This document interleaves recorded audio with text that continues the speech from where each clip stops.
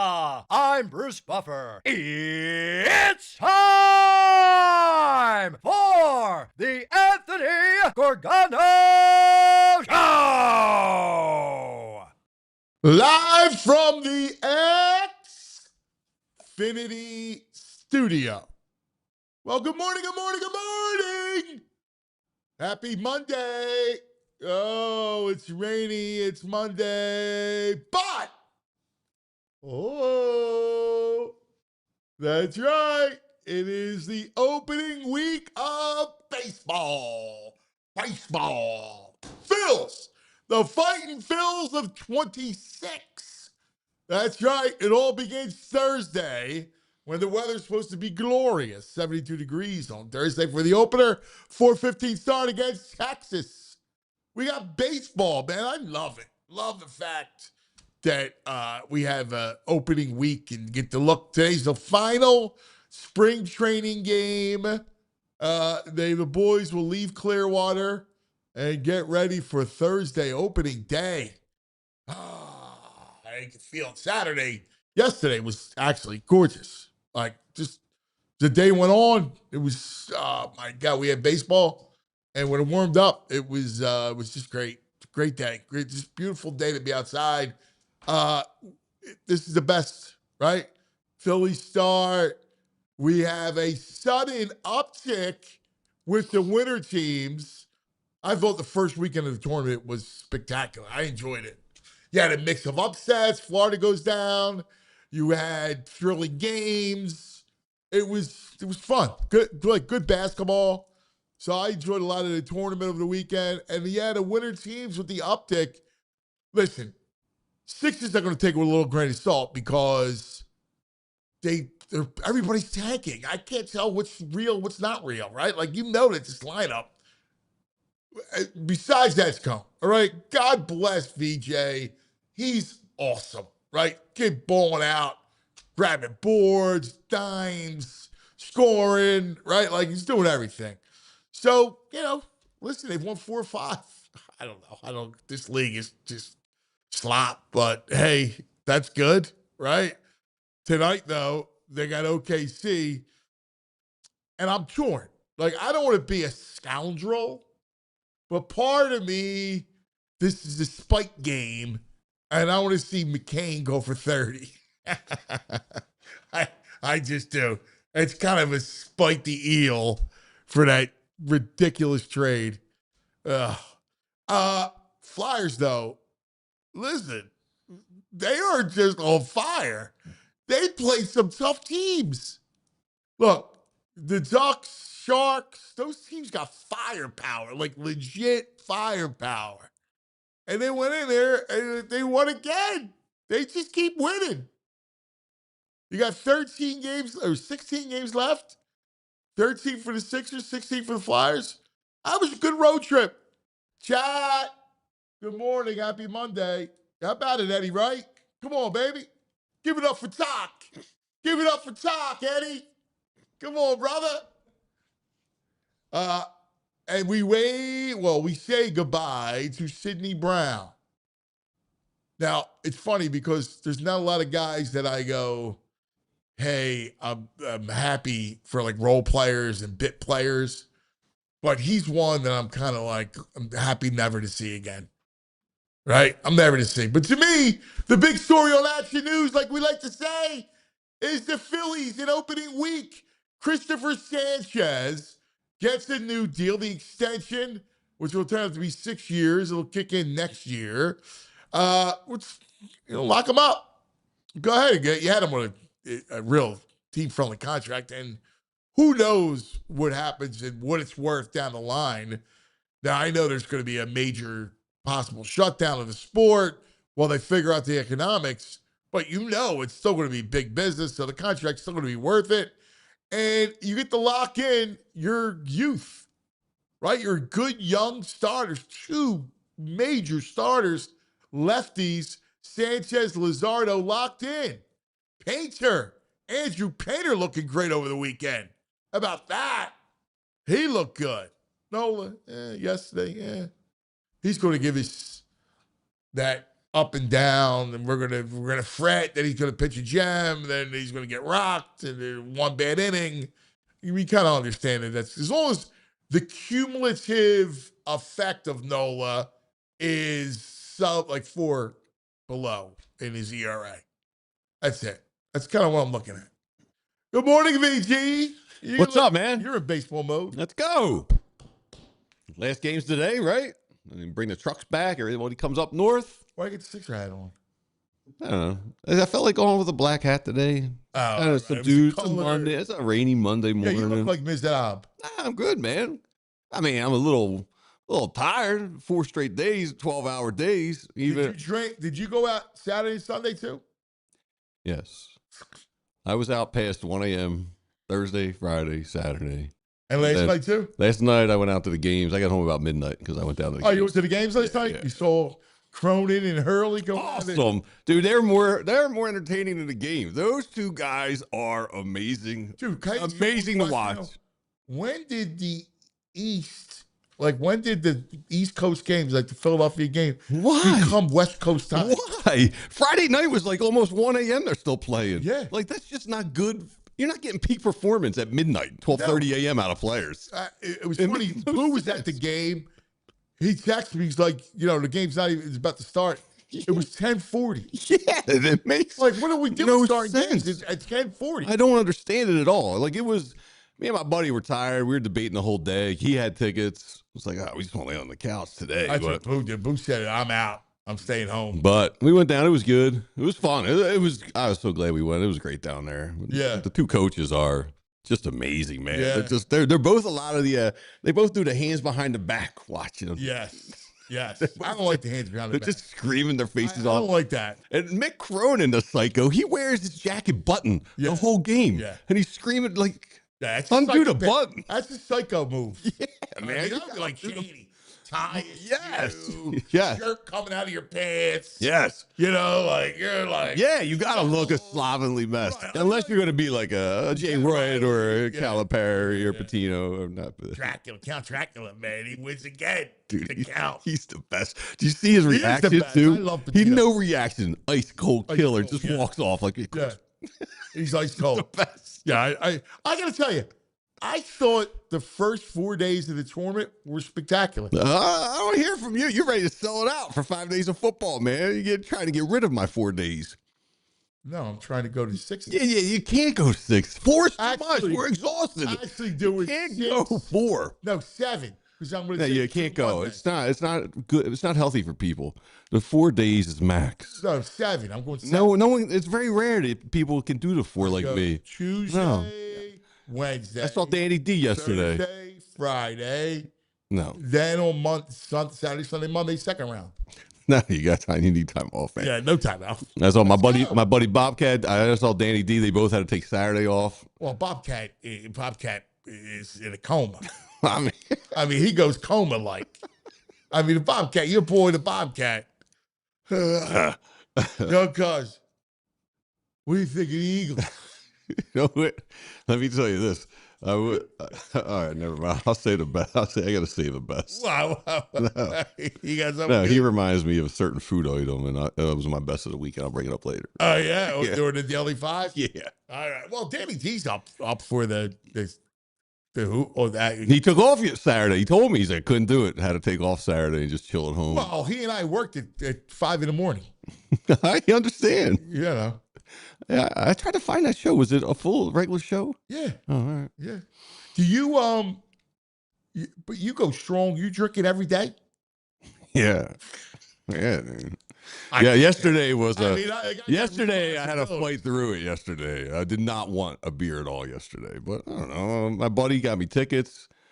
Sat at the tailgate a little bit.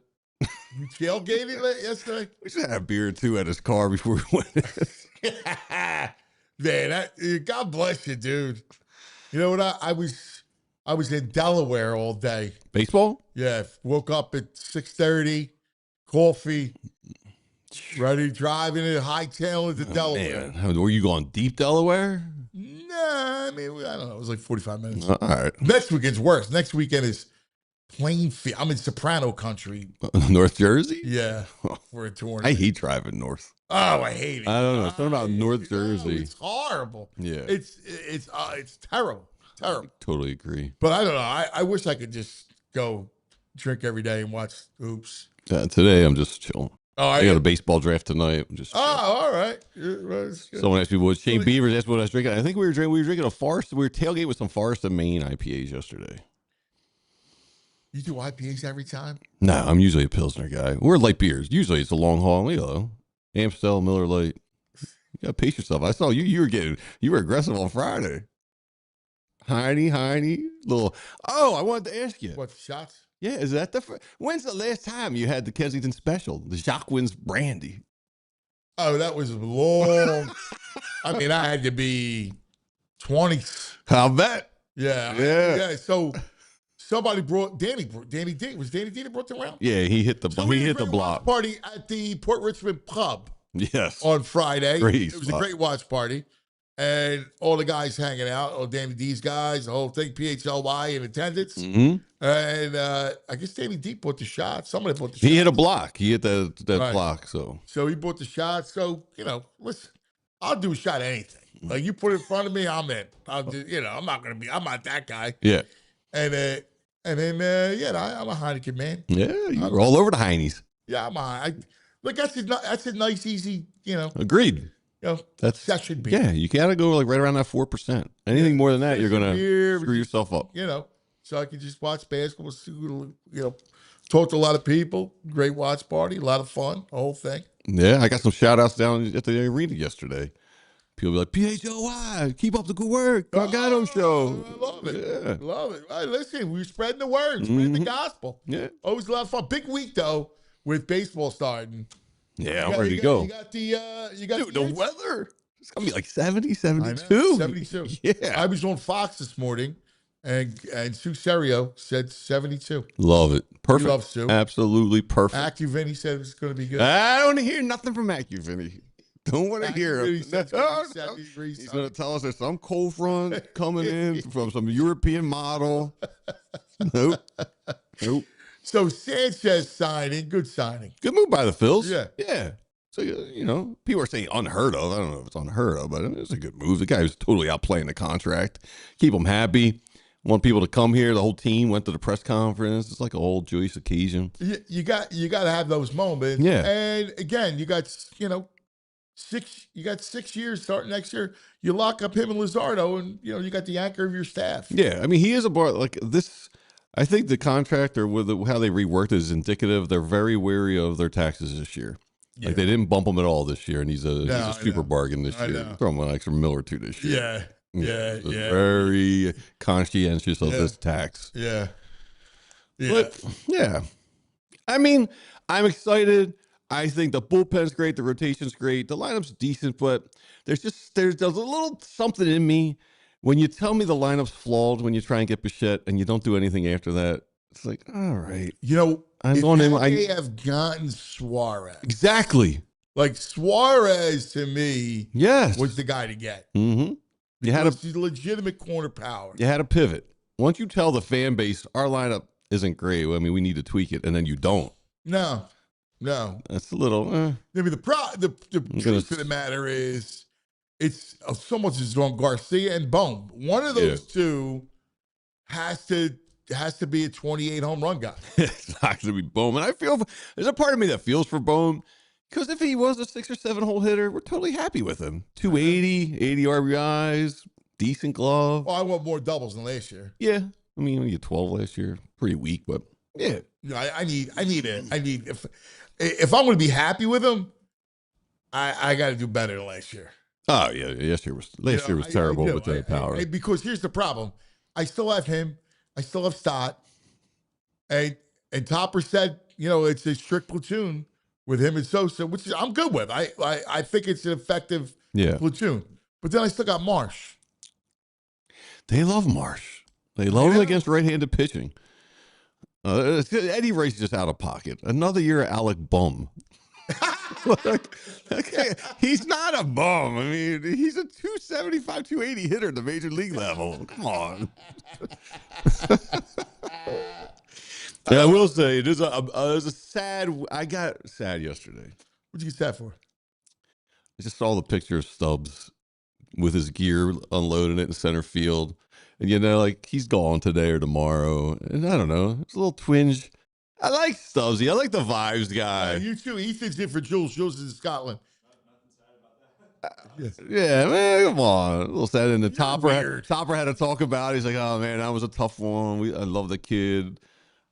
Yeah, I like Stott. I mean, I don't like him. I know he stinks. Stubb, you're talking about. Not Stott. Yeah. Stubbs. Stubbsy. What do you care about Stubbs? I don't know. He's nice. Like, seriously. Listen, put him in a Fanatic outfit. Yeah. I like to keep him around, play some tunes. Yes. I mean, give him a fake tongue and let him go. Yes. I mean, listen, I don't know why you would have any sentimentality toward Garrett Stubbs. I mean, he blows. He blows as a player. But there's just I just felt bad. It's like, there he is. I really have I mean, I don't dislike the guy, but that doesn't register as anything. That to me is weird. Oh, let me tell you, I agree. I agree. It was weird. So I'm Saturday. I'm at Dirty Frank's, which, by the way, 20 places did you 25 and over. Oh, for old heads, it's beautiful on a Saturday night. I'm sorry, anyone who is under 25, but it's a nice little rule they have going on there. Have you heard about it? No. These kids were coming in with fake IDs, and they're like, "We're done. 25 and over." No, I don't go. But it's nice. But I mean, at about 10 o'clock, I couldn't even think about going to Dirty Frank's on a Saturday night. At about 10 o'clock, the jukebox is going. We hear some Steely Dan. We hear this, and then someone plays "Dancing on My Own," the remix that they use, and the whole bar's singing it. It's just like, it's almost. It's baseball. Yeah, but I'm sentimental to Stubbsy in that song for some reason. Like, I know the song. Oh my God, the song needs to go as well. I mean, all due respect, It's a heck of a bunner. I mean, it's a sin. He's a heck of a bunner. It's a sin. I don't want to pick on a guy, but this ode to Stubbs is ridiculous. It's why I don't understand. I just don't understand you. There's nothing I understand about you. And how you view sports. I want to think you're a great sportsman, but at times I am. Are just weird. I'm a human. I feel bad. I feel bad about him. He's out of here. I mean, a lot of money doing nothing. Really? Yeah. God, for guy who stinks. I mean, God. I don't know why I felt sad for him. I mean, I don't know why either. He was all alone, center field. Stinks. Like I was doing a dance when they got rid of Sidney Brown. Oh yeah. Right? Another guy I don't have to see get scorched. All right?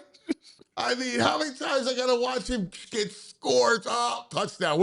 Oh, Sidney Brown. Couldn't hold up in coverage. It was just whiffing on tackles. I mean, so it was funny. I'm on Good Day Philadelphia, and Alex says, "Oh, Sidney Brown, are you sad?" I went, "Sad." Now that would be weird. That would be weird. Like this. She's like, "Well, why?" Why? I went, "Because he was horrible." Because how many times is he going to just get torched? How many times are you going to see him get torched, miss tackles? He was a horrible player. So are we? He was a maddening player. Yeah, totally. I agree. Maddening, 100%. Because he actually could hit when he actually was on target. Yeah. He could actually hit. Not just flying around. He didn't know who he was. Who is it in the chat? Hold on. Someone made a good point I want to get to. Stevie G. How about those St. Joe's Hawks?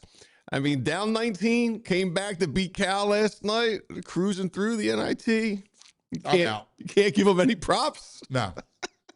I mean, listen, I'm not going to not give him. I'm not going to not allow it to be on the show and ban, Joe props. But I can't go NIT. NIT's trash. Down 19, though? It doesn't matter. It's NIT. I'm sorry. The rule is the NIT ignore. I ignore the NIT. I have no interest in the NIT.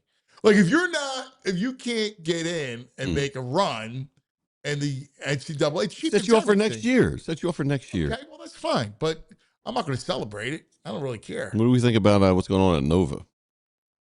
So, I mean, they went from the First of all, classiest, most elite guy, Jay Wright. class. He's the class. Yes. Right? Yep. And my man gives you, I'm going to fire my staff. Now, you know he was joking, but it was just, he's so prickly Yes. that it just doesn't go over.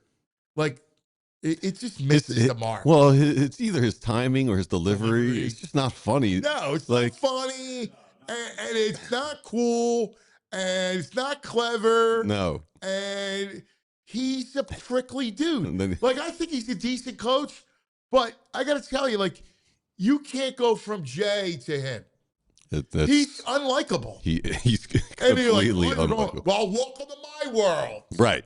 Okay, dude. All right. I'm sorry. I missed that you are Coach K. All right. Like, I forgot how great a coach you are. I mean, come on, bro. Mickey Durkin said Nova went from riches to rags. Yeah. You can't go from Jay to him. And he doubles down on it. And it's like, come on. He's a creepo is what he is. Right? Like, in the words of, what's her name from Rocky? Oh, yes. He's a creepo. Right? We're like Mick Cronin, better delivery. Yes. Afterwards, yes. How do you get UCLA to over the next hump? $5 million. Yes. Give me $5 million. Yes. I'll get us there. Yes. Yes. But curmudgeon, but it comes off with good delivery. Right. Yes. Right. Watching your peeps, watching Cronin and Danny Hurley go at it. So a bunch good. of cue balls going head to head. Like, fire it up. What's classic? I got to see Rick Barnes in person as Hate the Face. In person as on TV, yes. Yes. But man, Tennessee, they're athletic. The bigs of Virginia could not handle the athleticism of Tennessee. How about the Huskers? How about that? We got Matt Rhule coming on. So I was texting with Matt, and he goes, dude, it was like an Eagles game. I said, you got to come on the show and talk about it. Yeah, I'm in. Yeah, that so blew up my bracket. Matt, yeah, would it not Iowa beat Florida? Nah, I had Florida losing. Yeah, we didn't like Florida. We like Texas. Remember I told you? Let me tell you, Texas. Alex Caravan from Connecticut last night. Yeah, he was stud. I have not seen a guy offensively. The guy is relentless. He never stops moving. He's always finding a space or, setting a pick and finds a way to dump the ball down. He's just such a smart, heady player, man. Oh, yeah.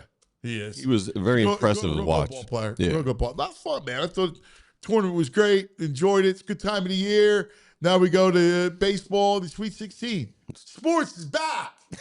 It's back. Thank God. All right, lots to do. Corey Seidman, he's in the house. Corey's here. Ethan, Corey's here in person. I love it. Talk some Phillies baseball with Corey. What do you think? I can't wait. All right. Talk some Stubbs. How do they replace that? Dude, Ethan, you get my frustration, right? I just don't care for him ever. I don't know why I do either. You, I hate the fact that I do. I hate the fact that I do. You understand what I got to deal with every day with this guy and his takes. I mean, I don't know what it is. All right, let's go talk about our friends, shall we? Let's talk about Parks Casino. Great weekend of college hoops, watch parties. I was up there. We had a blast at Parks Casino. What a great place for headline entertainment, award-winning dining, all kinds of sports in the sports book. Tickets still available. Marcelo Hernandez from Saturday Night Live. Marcelo, you like him? July 12th? He's one of the best new cast members. Cheap Trick is coming April 3rd, April 18th. Melissa Etheridge, May 14th. The Wallflowers, Dice Clay, Hickory Dickory Dock on May 16th. Tyrese Caputo, Long Island Medium on June 6th. The Gene Simmons Band, July 24th. Grand Funk Railroad, November 13th. ParksCasino.com to buy tickets. You got to be 21. Gambling problem, call 1-800-GAMBLER. Parks Casino. This is how you win. Looking for a car? Looking for a truck? Looking for an SUV? Elkin Chevrolet's got you. Elkin Chevrolet, they're run by three brothers. Real brothers, Local guys, they're at the dealership every day making sure everything's going smooth. And right now, they're putting on a President's Day sales event, and the deals are bigger and better than ever. You need a truck? They've got it. Looking for an SUV? They got that too. They got your Silverados. They got the nice Blazers. They got the big, comfortable Suburbans and Tahoes. Every vehicle comes with the kind of service that makes you feel like you're part of the family, because they are a family. But don't wait. These President's Day deals are only there for a short time. Swing by Elkin Chevrolet, Route 73 South in Marlton, New Jersey. Super easy to get to right over the bridge, and get in on the deals that are just plain honking good. Elkin Chevrolet, they're real brothers, they're real deals, and they got a whole lot of honking good service. Together, let's drive. All right, welcome back. Look who's here. Corey. Baseball. In the flesh. Guys, I've been up since 4 o'clock in the morning. I woke up. I was anxious. I couldn't get back to sleep. The jitters are here for opening week. I mean, it's just, you can feel it. It's right there. Yeah, It's right there. Yeah, I love it. You know, yesterday was our first tournament. We had a first game yesterday. It was like really like, it wasn't a real tournament. It was just, we had a round robin, 3 teams in Delaware. And being out there on the field, it was our first time out in the field. Like, we've been stuck indoors for our travel team. We do 13U. We've been stuck indoors. And it was so great being in the dugout. I was like, my gum. Right? I was like, it's baseball. Until they got smoked. We got smoked. Sorry about that. You got 10 run rulers. Yeah. But that must have been pretty cathartic. Just being out there, the weather's turning. Corey! It's great. It's great stuff. And look, the Phillies fans, this probably felt like a very long offseason to them. I'm sure for the players, felt like a short offseason because they keep making the playoffs, although last year, early exit. But I don't know, this winter just felt like it took forever. So much speculation, so much talk about whether this team was going to be good enough. And now we finally get to see it play out. So a couple things. First, the Sanchez contract. So you locked in your 2 future anchors of the rotation with Sanchez and Luzardo. I mean, look, you got lefties that don't have herky-jerky deliveries, so their motion is fluid. So if you're going to bet long-term, you're going to bet on the guys who got fluid motion, and both of them do. Yeah, I agree with that. I mean, especially Sanchez. There's such simplicity in his delivery, and he's been able to maintain his mechanics for years now. And at this point, he's just an established frontline starting pitcher. Like, at worst, he's a number 2, probably be a number 1 on like 20 teams in baseball. And I mean, it caught me by surprise that the Phillies re-extended him, because they had just extended him 20 months ago in June 2024. But he so far outperformed that contract, which was one of the most team-friendly contracts in Phillies history at this point. It's interesting, though, because you don't see teams do this too often. Usually you sign a player when he's young to a deal like that because you want to lock him in at a good price. Right. In case he continues to ascend. Like, think about Ronald Acuna Jr. all those years ago with the Braves. It was 8 years, $100 million. The minute he signed that contract, the entire baseball world knew that it was a team-friendly deal. He's still on that deal. Whereas the Phillies have shown the baseball world, if you come here, you outperform your contract, you might get rewarded for it. It's an act of goodwill for Sanchez. Also probably permeates in free agency a little bit too. If you're an agent, if you're a player who's going to be a free agent soon, look at what the Phillies do in comparison to most other teams, willingness to spend. Yeah, that's a great point. And, I think the Phillies have a good reputation around baseball. Certainly with Scott Boras, right? The whole thing, they know they're going to spend. Let's look at it, because you look at the pitching, you go, the pitching is going to be the strength of their team. Painter looked good last start, man.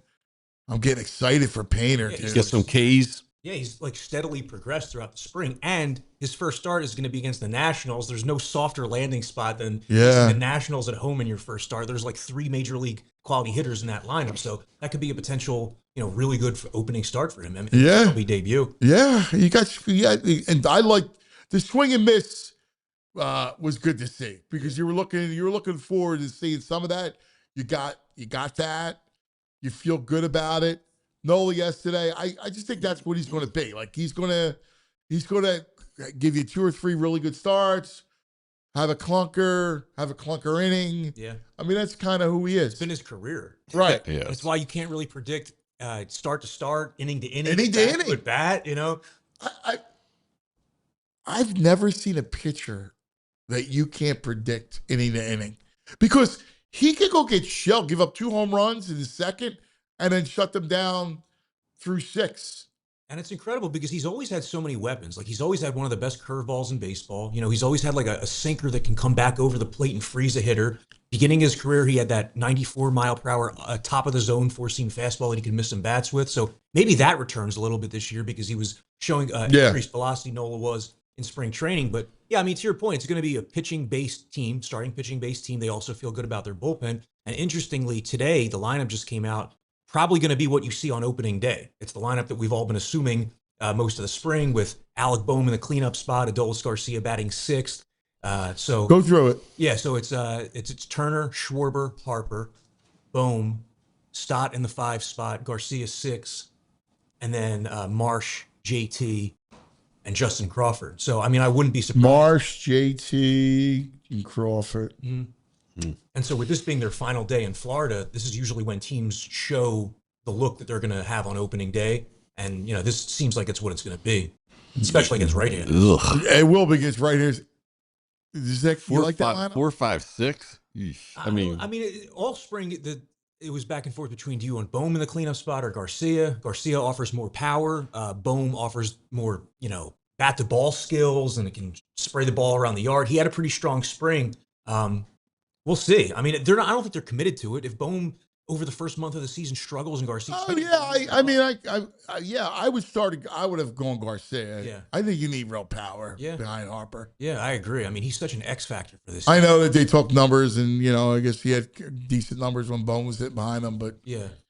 I would have went Garcia. Part of the thought process is like, you know that Schwarber and Harper are going to get on base a ton. You expect it out of Trey Turner as well. So like, you want a guy who's going to be able to put the ball in play in that spot. Garcia does it far less than Bohm. There's also going to be plenty of situations where Bohm gets into a 6-4-3 double play. I play. was going to say, Mr. Get Up, GIDP, he's the get up. Yeah. And my fear with Bohm is, look, it's his contract year. Well, how does he handle that? Press? Yeah. I will say that I've seen a kid who's matured all throughout his career in terms of like how he deals with outside noise, how he deals with the media, all the attention in Philadelphia, whether he's performing or not performing. So I don't think that he's going to like go into a shell or anything like that. I honestly, whenever a guy's in a contract year, it's a great thing for a team because he has so much incentive to you would think go out and produce, right? Like sometimes it goes the other way. The guy has nerves all year and it affects his performance. But I'll be honest with you, like, I don't know if I've seen him. Like, he wasn't calm and chill last year. There were times on the field where he's throwing his bat and throwing his helmet and stuff like that. I'm more so referring to like when he's dealing with like the peak of scrutiny and he has all these cameras in his face and people in his face. He's good at kind of just like blocking it out and just like, you know, I'm going to control what I can control. He's not the kind of guy who gets antagonistic with reporters. Yeah, I know. He's a good listen. I like the kid. I've always liked his plate coverage. He's got great plate coverage. I mean, the problem is that he shouldn't be hitting cleanup. Right. He's not a cleanup hitter. No, he shouldn't. He should be. Like at this point, the power either comes or it doesn't. Yeah, I don't think he's never going to be a 30 home run guy. You know, I think 20 is his career high. There was the spring training a few years ago where he put on all that muscle and people were saying, oh, he's going to, you know, he might be able to get to 25, 30. But like if he hits 35 doubles and 18 home runs and it's 290, that's not a prototypical cleanup hitter probably, but that's really good for Alec Bohm. I know, but last year, 12 doubles? Yeah, I think it was 12. It was crazy. Crazy. I mean, that's a prop. Like that is and I don't want to be negative because I'm excited about the season, but it's why I wanted Garcia to hit 4. Yeah. And it's why I still thought Dombrowski should have went after Suarez. Eugenio Suarez. Yeah. Yeah, like we talked about. I mean, when you look at Stott at 5, like that's crazy, right? This is like we were saying, like this is a flawed lineup. They told us it was when they tried to get Bichette, and they didn't do anything about it. Now you got Bohm and Stott at 4 and 5. Like I do believe that Bohm and Stott can both be better than they were overall last season, but you're right, they are not the ideal 4 and 5 hitters. They're more ideal at 6 and 7. Yes. I mean, your point about like Bohm, the power, whether it's ever going to come. This is why it's been so difficult for the Phillies to trade him the last few off seasons because it's hard to value him. It's hard to put a value on him. Right. As a third baseman who doesn't hit for power, who does hit for average, who is like a mediocre defender. He has gotten better defensively, but he's still like a mediocre defender. So it's hard for the baseball world to evaluate him. It's going to be fascinating what kind of contract he gets after this season when he's a free agent. Suarez, yeah, that would have been a defensive upgrade obviously would have been a power upgrade. He stunk last season when he got to the Mariners. I will say that. All right. Yeah, but he's a proven. Look, he's showing the World Baseball Classic. I mean, he's the guy's a proven power hitter, and he wasn't going to cost you a lot. Yeah, and has a couple 45+ home run seasons. Mm-hmm. I know. In this ballpark. In this ballpark, Yeah. exactly. Mm-hmm. Like I just don't understand why. Their calculus with that was probably like, okay, if we sign Eugenio Suarez to a 1-year, $12 million contract or whatever it is, then we also have to turn around and trade Bohm, and we're not going to get full value for Bohm. So they probably saw it like it would be like they probably looked at it like it would be a marginal upgrade. I don't know. It might have been more than a marginal upgrade. Right. Like with Suarez, he's been such a volatile player. So yes. Same with Garcia.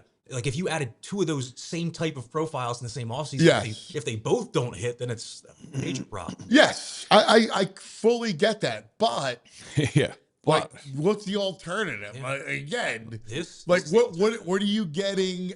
Like, what did you expect you were going to get from Bohm? You couldn't move him. We're going into the season with a power hitter who no one wanted. We couldn't trade him.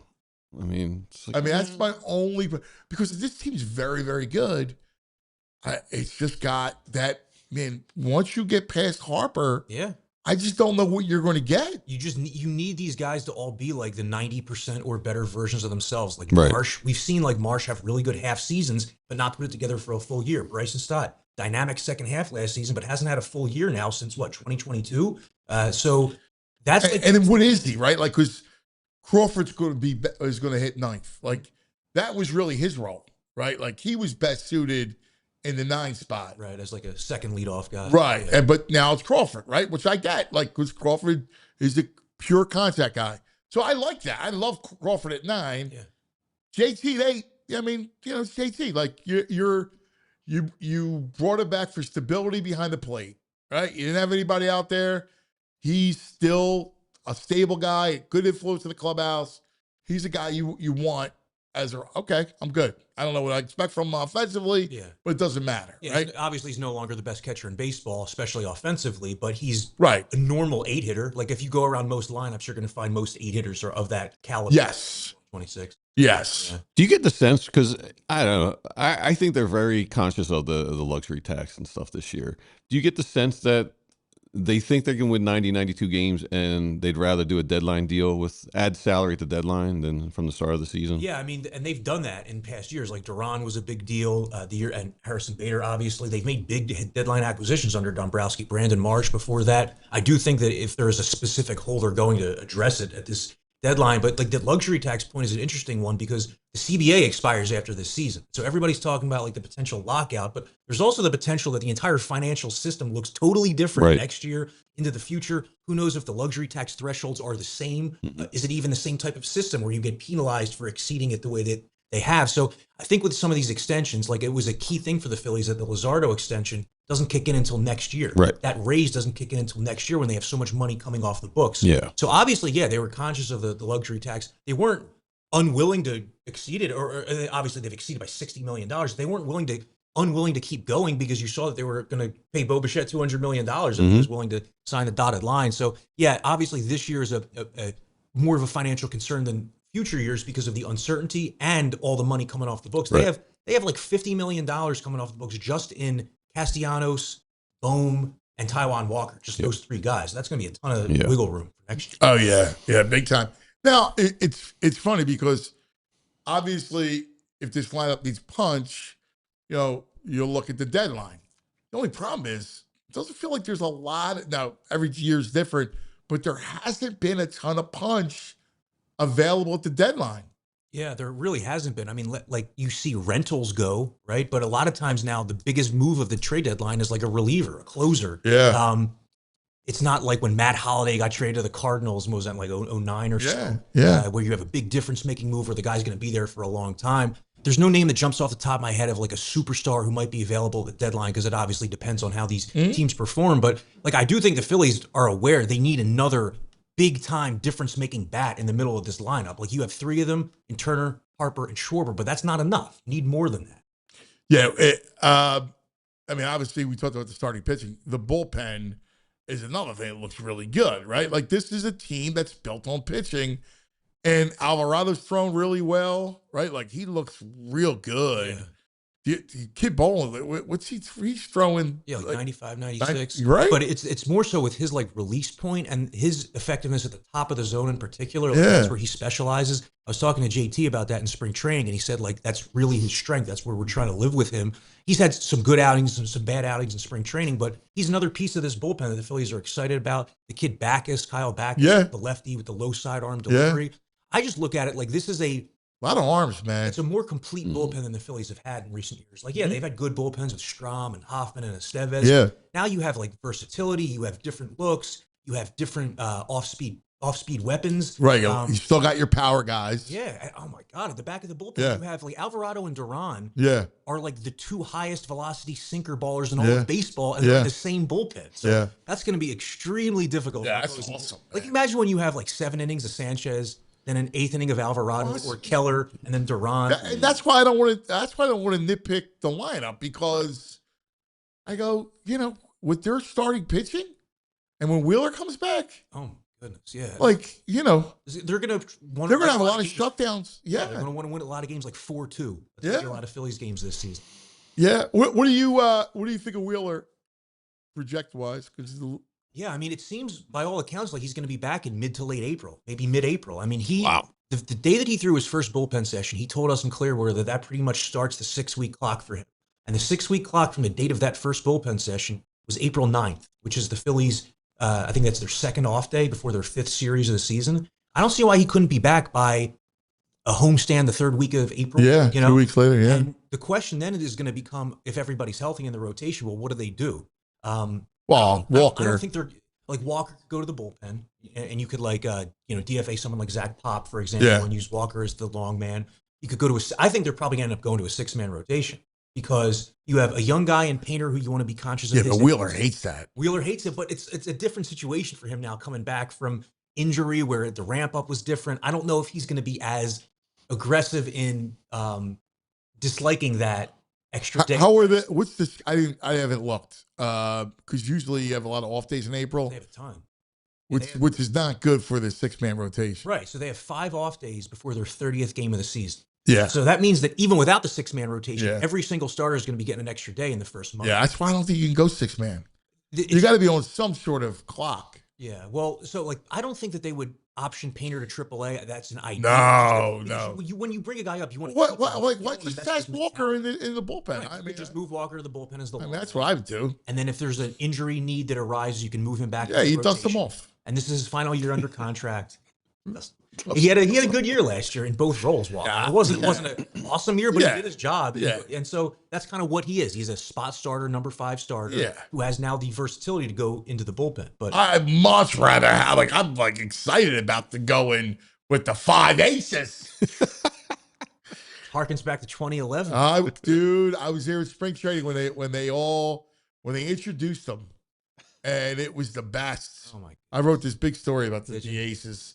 And I just remember being a kid growing up and loving Roy Oswalt, and as the Phillies continue to piece together that rotation, and then it's like, and now they got Roy Oswalt. I know. It's kind of how this rotation feels. It's like they have all these big arms. They got Jesus Lazaro bought low on him from Miami. I mean, if Nola's your 5, are you kidding me?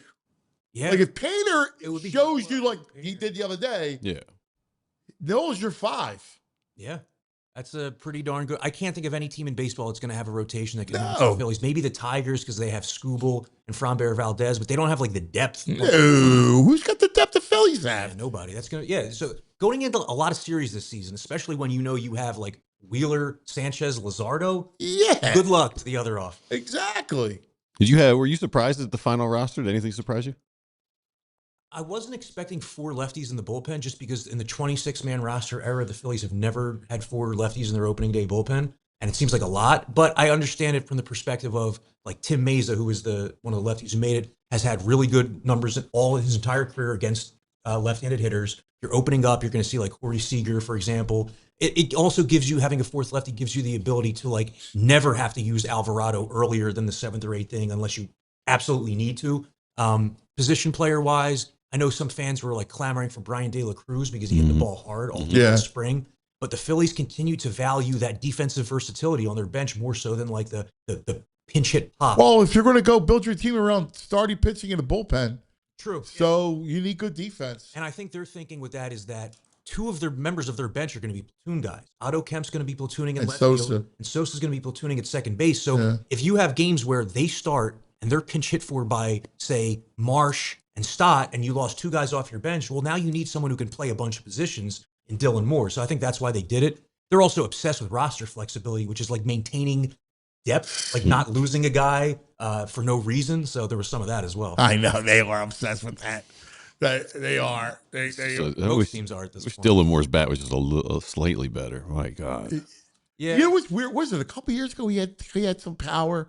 It was Seattle. Yeah, he had one really good. He had like a decent, not really good, but good for comparatively. Yeah, he had like a stretch where I think it was the one year that he played like a full season. Yeah. But yeah, and he showed you a little pop. For his career, he's like a 200 hitter. He'll take Yeah. his walks. He'll get Yeah, pitches. 206 career. Yeah, Not, like he's not going to be the first option off the Nah, bench nah. in the seventh inning of a 4-4 game to No. in. Do you like? The only thing is Thursday we're starting off with the Texas Rangers. That's weird, right?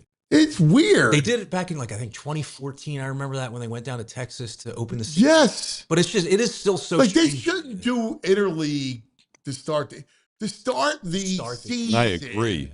You stay within your league. Mm-hmm. Yeah. Well, I guess you have to have, based on the math, you have to have one interleague series. No, you could just have. I'm still not used to the fact like the Phillies play the Angels every year now. You know, I know. Yeah. That's just I know. so. I love interleague play, but I don't know. I don't miss the days of having to face all the division foes like 20 times. Oh, it was That the worst. Ridiculous. Like having to see the Marlins, it was like, the Marlins again, the Nationals again. Although this year that might have led to like 110 wins. Oh yeah, Facing those teams as many times. they're bad. Yeah, I think Marlins might have a little more just because of their pitching, but that Nationals. That Nationals team's direct. Season. Ugh. They're direct. Yeah. They got no pitching. And this is now the second rebuild they've done since trading all those guys away, since losing the Harper and Soto. So let me ask you a question, because I'm working on a piece about Bryce.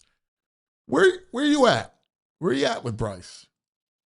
I haven't seen enough this spring or over the offseason to think that the guy's fallen off a cliff. You know, like last season, he wasn't MVP level Bryce Harper, but he was still one of the 15 to 20 best offensive players in the league. So unless we see Bryce Harper come out and hit like 250 with a 340 on base percentage and really struggle with power, I think that he's going to continue to do what he's done. It might not be the MVP level Bryce Harper because it's hard to predict whether a guy's going to have a career year or not, but I still think that he gives the Phillies plenty in the middle of the lineup, whether it's batting second, batting third, still gives you like 35 plus home run potential, still going to have an OBP that you think is like in that 370 plus area. So, you know, he might not be the two-time MVP Bryce Harper, but I don't think Phillies fans are going to be upset with him this year. Like, there's been so much talk about him because of the not elite comment early in the winter, but I don't know.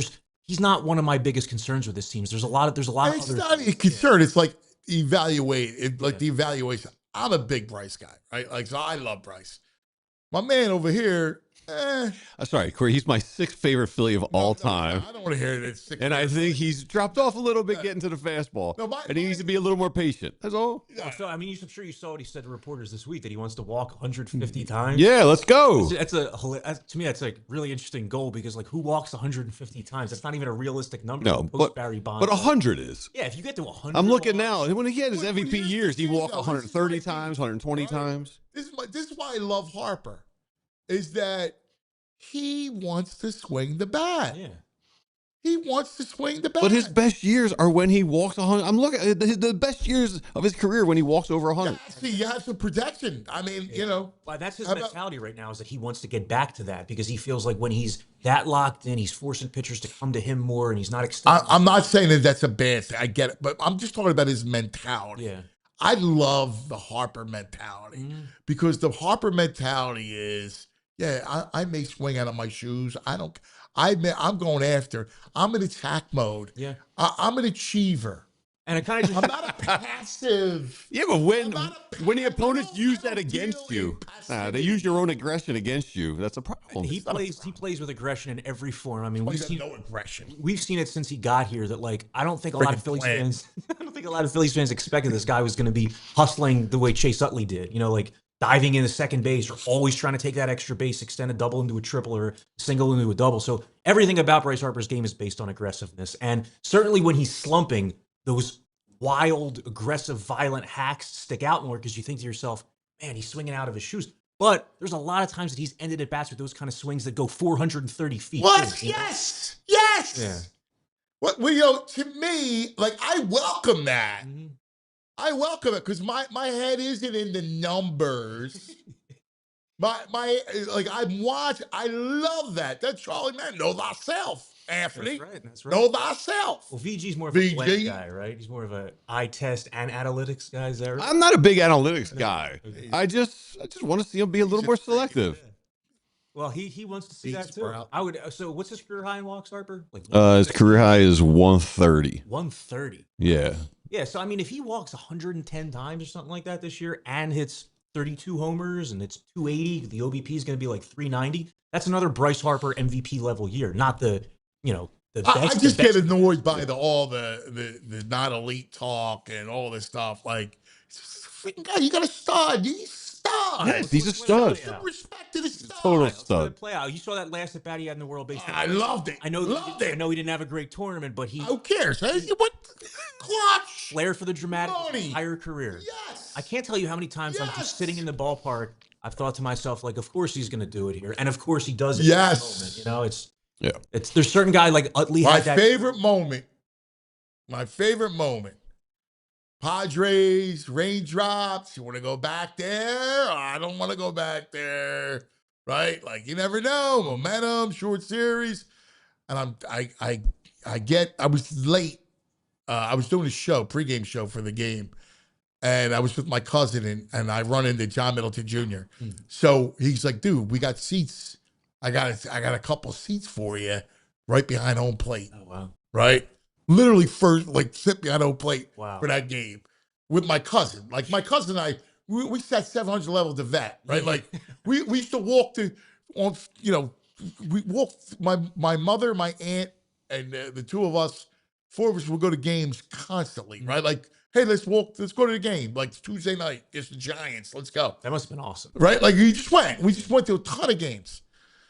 And so, like, he's with me, and then John comes down, and we're sitting there, and there's a lot of people that left because of the rain, or they went back for cover, and he hits the home run, and it was like, just, you saw it, man. It was, what a moment. That's an unforgettable moment. Hugging and we were showing jumping that. up and We'll be showing down. that for the rest of Phillies history. You know, It was the and best. it started the first week he got here because the first game they had back in DC against the Nationals, I think it was his second at bat. Yes. He went deep, and it was just like you knew right from there that this guy Bryce. flair for the dramatic. Bryce. Yeah, Bryce. No moment gets too big for him. No, that's my whole point of why I defend him, because he's not a shrinking violet. Mm-hmm. Like, he doesn't shrink. Like, he wants the moment. Mm-hmm. I love that about him. Totally. There's a couple guys on this team like that. Like Schwarber, I put in the same bucket. He's done it on the national stage in playoffs for different teams. He's done it with WBC as well. So, yeah, I mean, that duo, the Harper-Schwarber duo, the fact that they can hit lefties, they can hit for power, they can take their walks, it's a really unique. Schwarber against lefties last year. It was just amazing. It's insane. The player that he's become, Schwarber, is just like, it boggles my mind. Yeah. The fact that he's been able to maintain his power while adding 50 points of batting average and not sacrificing the walks, like he's just... It's incredible. It really is. We just Shane Beaver in the chat says, "Cuz that was 4 years ago now." What? I don't want to hear it. So what? Dude still has moments. Look, the other night. There's Caddyshack. Bedlam would be cool if they won the World Series. It's kind of becoming like 4th and 26. Oh, man. That's a great analogy. Great analogy. That's I like it. I like it. Oh, man. I'm taking it. Makes you feel like you have a team of destiny and it's just not meant to be after all. I can see what you mean. I get it, but I don't like it. Come on, chat. Look at Bryce. Let's go. You know what was cool? We had yesterday? It's amazing, the technology. So there's an app where you can call pitches, right? Mm-hmm.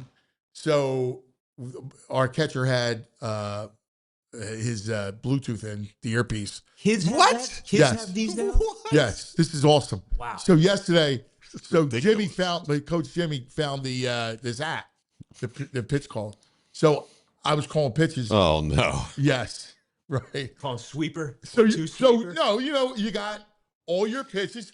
Yeah, I could call pickoff throws. Like I see the kid taking too big of a lead. I could, call that. Like it's awesome. That is really cool. It's awesome.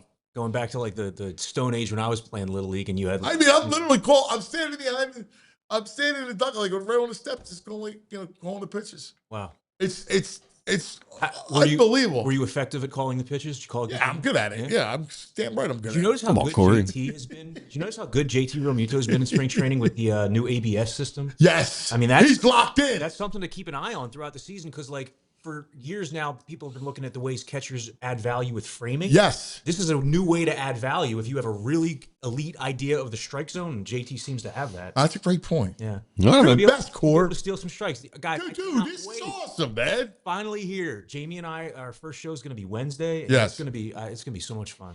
I can't wait. I'm going to be a part of the show. Looking forward to it. I got one bummer. Harry the K's. Yeah. No longer called Harry the K's, huh? Yeah. There's certain like just stadium staples that you never expect to go away. And I know. I certainly didn't expect that, but Yeah. it's just the era we live in now. Like who would have thought 25 years ago that left field, center field, right field, the entire outfield would be filled with ads? It's just the way it is. But yeah, there's still so many like namesakes and like mementos of Harry around the stadium though. I miss him so much. Yeah, he was the best. Just obviously I love T-Mac, but like just there's so many times I'll go on YouTube and watch like just the open of a game from like 2005, and it's Harry in LA, and I just it takes you back one of the greatest moments. It's like I don't know if you do this, but if I'm in a moment where I go, remember this because this is something you'll cherish. So if I'm in one of these moments, so it was Tampa World Series, pouring rain. I go downstairs like in the bowels of the ballpark. Harry's there. So I'm Anthony, how are you, pal? Right? And I light a cigarette for him. And he's standing there smoking. And we're just talking about this World Series during a rain delay. That's surreal. It was, I closed my eyes. I'm in the bowels of the yard. I'm sitting talking to him, big smile, like he always had that engaging smile. And hello, Anthony. Like just like the way he was talking, that melodic voice. He was the greatest, man. A great way to describe it. Yeah. And that's what baseball's all about, because you're with these guys. You feel like you're with them for so many hundreds of hours throughout the season. That's the soundtrack to your summer. Yes. And there's he was special. Phillies still have, T-Mac's a great play-by-play guy. Oh, he's good. It's just some good hoop work this weekend, too. He's good at college. Nostalgic thinking about, I do too, Core. I'm with you, brother. My man, great job. Great being here. Awesome. Corey Seidman. That's me. Thank God I got somebody to talk baseball with. We'll come back. Matt Rhule will join us where he was at the tournament. So a little weekend recap. That's right. Matt Rhule, a true sportsman. We're going to talk to Coach Matt coming up next. But first, let's talk about our friends. Look, you want Jalen Carter out catching passes? No. All right? Come on now. Not worth the risk, the time, the money. Keep your stars focused on doing what they do best. Same goes for your business. You don't want your top people buried in operations, tedious, time-consuming, redundant activities that wear them down. Togo can help any business look to reduce operating costs, from customer service and accounting to order management, logistics, admin, data entry, even complex multi-step operational processes. We take it off your plate. Every Togo program includes dedicated staff, custom automations, US-based process engineers who act as your quarterback, giving you complete control, total transparency, and instant efficiency. At Togo, they turn your playbook into performance. You call the plays, we execute. HarnessTogo.com. Scale smarter, work faster, stay focused on winning. Hey, let's talk Xfinity, okay? Xfinity's 5-year price guaranteed. What if you can have reliable and intelligent Wi-Fi and you could keep it the same price for 5 years? I mean, that's Xfinity's 5-year guarantee. Imagine Wi-Fi that makes everything in your home work together, that finds and fixes problems before you even notice them. I have that, all right? It's super intelligent Wi-Fi, and it's 6 cents it's got. Lets you stream the game online, even when the family's back in online doing gaming and everything else. All your devices working in perfect harmony for 5 whole years. And here's the best part: no annual contracts, no hidden fees. Xfinity's best equipment included. Take it from me. A lot can change in 5 years. Championships are won, records are broken, dreams grow bigger, but your Wi-Fi, it should stay reliable. And the price should stay put. Xfinity.com. Learn more. Xfinity. Imagine that. All right. Welcome back. VG. Cuz as we hang out, Corey's the best, isn't he? Yeah, he's great. Great baseball dude. He's a lot of fun. He's very good. Great baseball guy. Great Phillies guy. Yeah, you would have loved it. I mean, it's amazing, the technology. Do we like that? I love it. Don't the kids need to learn how to do this on their own? Well, you're not gonna have it. Well, no, when to throw over, when the guys take a too big a lead. Well, I think they gotta be taught that. All right. I loved it. I know you would love it. You're playing a remote control. It's like a video game in real life you're playing. Yeah, of course. So I had my boy JC Ace. Jace, what was working? His off-speed stuff was really good. So I was unlocking that. It's fun. It's fun. I go, JC Ace. He gave me a big smile. He came off the mound. We got Peter Tom Willis with instant feedback. I'm digging this new PHLY Phillies guy. Got to tune in for the Phillies pod. Corey's terrific. And then Jamie. Love Jamie. Yeah, they're going to be good together. Fun, right? Because Corey is very intelligent and great baseball. Cerebral. Man. Right. Mm-hmm. And Jamie's all heart. Yes. Right? He's just big, lovable, all heart. Yeah. Into it. It'll be a good time. Fun. And I'll be in I'll be in once a week, if not more, because I love it. So yeah. we'll have some fun with it. And you'll be popping around too. Maybe.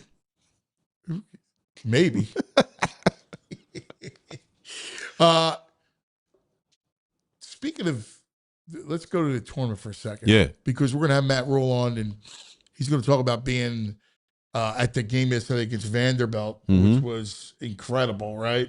Yeah. The Big Ten. Yeah. Dude. They're coming in strong. The Big Ten in the tournament. I hate Big Ten basketball, too. Big Ten's unbelievable. Yes. What do you got? Yeah, you got Michigan. I haven't looked. Yeah, Michigan. I just know it. Michigan, Purdue. Yep, Iowa. Iowa off the big win against Florida. Michigan State. Nebraska, Izzo's. Yeah. Is that it? No, there's another one more? Yeah.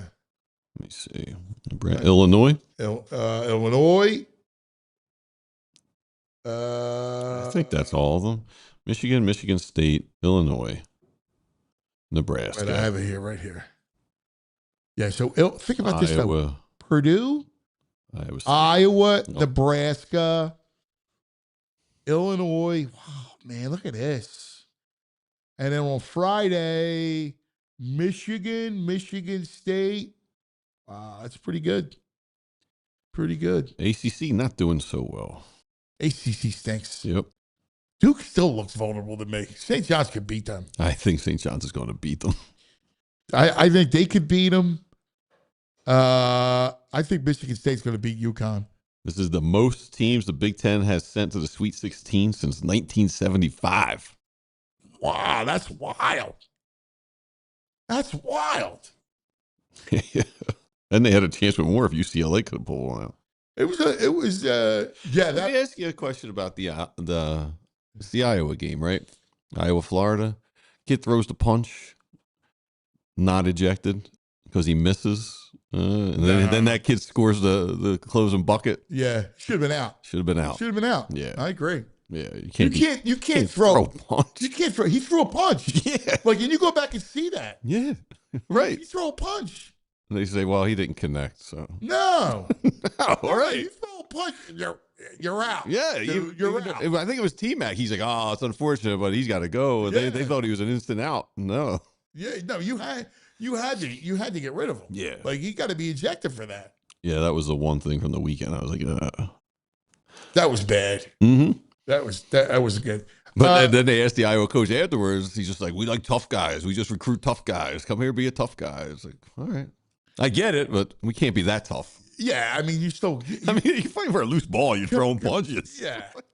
It's not like they're yapping at each other. They're like, you're just wrestling for a loose ball. You know, what were the best moments? What were the best moments from the tournament, from the 4 days? Oof. That's a lot of it's a blur. So that's right. I'm asking somebody with no memory. Yeah, you know what I think has been the most impressive for me is Iowa State. They lose Jefferson, and they're still just whooping on people. Their defense is unbelievable. Iowa State's nasty. Yeah. Iowa State is. That's been the most impressive good. After that injury, because that injury was like really early on in the first game, and they've been impressive since.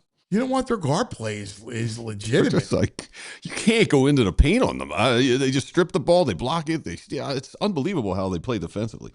So I'll tell you, to me the best team is still Arizona. Yeah, they had an off night last night shooting wise. They got a little weak in the second half, and they had an off night shoot, but they're so good that they can't be exploited. Well, the thing is, they don't shoot a lot of threes. So even if it's the bad shooting night, it's like their bigs are good. They're good from the 2 point. They can always get a basket, a bucket when they need one. And Alabama, they've been missing a couple of guys. They're rolling too. They put up 90.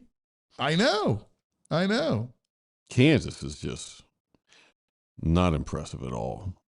The Blue Bloods, Kentucky, Kansas, North Carolina. Well, now we're in the NIL era. Like, one of the things that you talk about with Matt, is that like the NIL era has changed football and basketball in a big way. I think it takes away Cinderellas, although, could you call Texas a Cinderella? Because I mean, no. I know they got in the play-in tournament, but they're not really a Cinderella. No. I think, if you're, University of Texas, there's no way you can be called that. Right. So it takes away those like Iowa. Yeah, Iowa's our Cinderella, I guess, now. Yeah, but you're talking about a Big Ten school. I know. You know what I mean? So it can't be. It's changed the landscape forever. Mm-hmm. Yeah, I think the mid majors. I mean, unless you get a mid major with a huge donor. Other than that, but even that, you better get a great player that somehow buys into you, and when he doesn't leave, McCuse is coming back. They can't get a coach. They got Jerry. He finalized a deal with Jerry, and part of the deal is they have guaranteed him they'd be in the top 6 of spending NIL in the ACC. So they'll give him the cash to be competitive. Well, they went nuts with football. Yes, to the detriment. I don't understand why, but they went. Well, you got to put me football. Football feed the beast. I know, but they're a basketball school. Well, they're not. No, they've got it in the gap. Yeah, but they still work. They've had good football runs. No, I can't remember. I mean, I don't have good memory, but the last time Hughes was like top 10, top 15 football. I mean, look, they want to spend. They were a perennial top 10 basketball school. They were always. I get it, but they want to be both. Hold on, let me just send our man a tell he's late. He's probably got something. He's probably in a workout room, film room.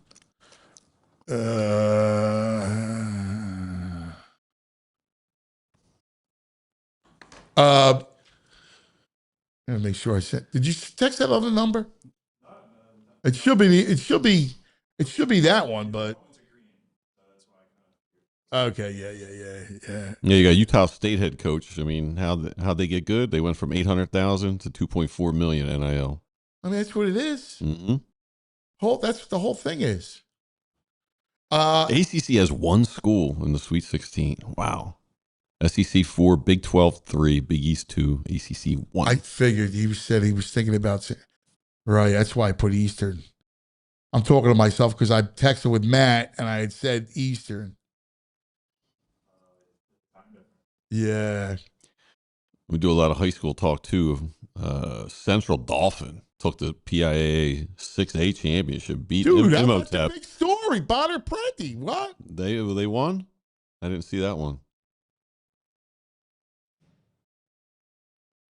Here's an interesting Boop stats. I was going to do this later on, but UCLA has played as many regular season games in Philadelphia. Like, they've played 6 games in Philadelphia. You've never played the Palestra. All right. Yeah. All right. Matt's going to be, give him about 10, 15 minutes. All right. Let me ask you this. I don't want to talk much Sixers, but this came up on the Bleacher Report. They ranked Joel Embiid as the 4th greatest pure scorer of all time, saying he's as close to unguardable as any player in the NBA when he's healthy. Yeah, I agree with that. I don't know if I put him 4. I'd have to think about it, but That's a fascinating discussion. Right? 4th greatest pure scorer of all time when healthy, when he's healthy. All right, so who do they have? Jordan? I didn't see the list. I imagine it's Jordan. Kobe? Yeah, I would think. Wow, that's a great question. you have to have Will by the metrics that Embiid needs at best. Yeah, but I don't know how they're going to do it, Ethan. Like, I don't know how they come to that conclusion. Like, if I think about just, like, who's the toughest guard to guard, I mean, dude, the fact that he's a big that has that kind of touch and has a handle, can, like, drive to the basket at that size. All right, hold on, I get the list. I mean, that's not This is just pure scorer. Number 1 is Steph Curry. right. Okay. 2, Kevin Durant. Agree. 3, Jordan. Yeah. 4, Joel Embiid. 5, LeBron. 6, SGA. SGA. 7, George Gervin. Where's Bird? 8, Luka. Where is Bird? Joker's Luka. 9. This is too Kobe's gay. 10. Giannis 11. Yeah. What was that? Shaq? Yeah, Shaq was 13th. Well, here's the thing of, like, how do you compare Shaq? Donovan Mitchell. I mean, stop, Donovan Mitchell. That's a bogus list.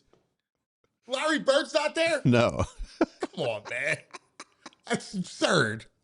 Like, that's absurd. Do they go? Hold on. Yeah, doesn't seem to be any parameters as far as like years. Listen, if we want to have a conversation about how difficult it is to score, to guard Embiid, he's a prolific scorer because he can do everything on the floor. Yeah, and he is on. I mean, I don't know if it was a different generation where there were better bigs, if he's as unguardable. There's just not a lot of. It's not a great bigs league, so he is almost unguardable. But I don't know if he's going against the Shaqs and Hakeems. Right. I mean, but again, he's a face to basket player. Yes. Like, he could do, but like if you extrapolate him in errors, he's got 5 inches on the Keem. Right. Think about it. Yeah. 5 inches is probably 30 pounds, 40 pounds. Mm-hmm. Taste cake Dom. Where's Kareem? You would think. I think they based it on shooting percentage. Oh, it's a bogus list. It's a bogus list. Come on, man. Well, you made me dig in. I had a good nugget to argue. Now the whole thing's bunk. LeBron wasn't a great scorer, even though it's the sheer volume of points. He was a very good, a great player, all around player. But as far as a pure scorer, you get.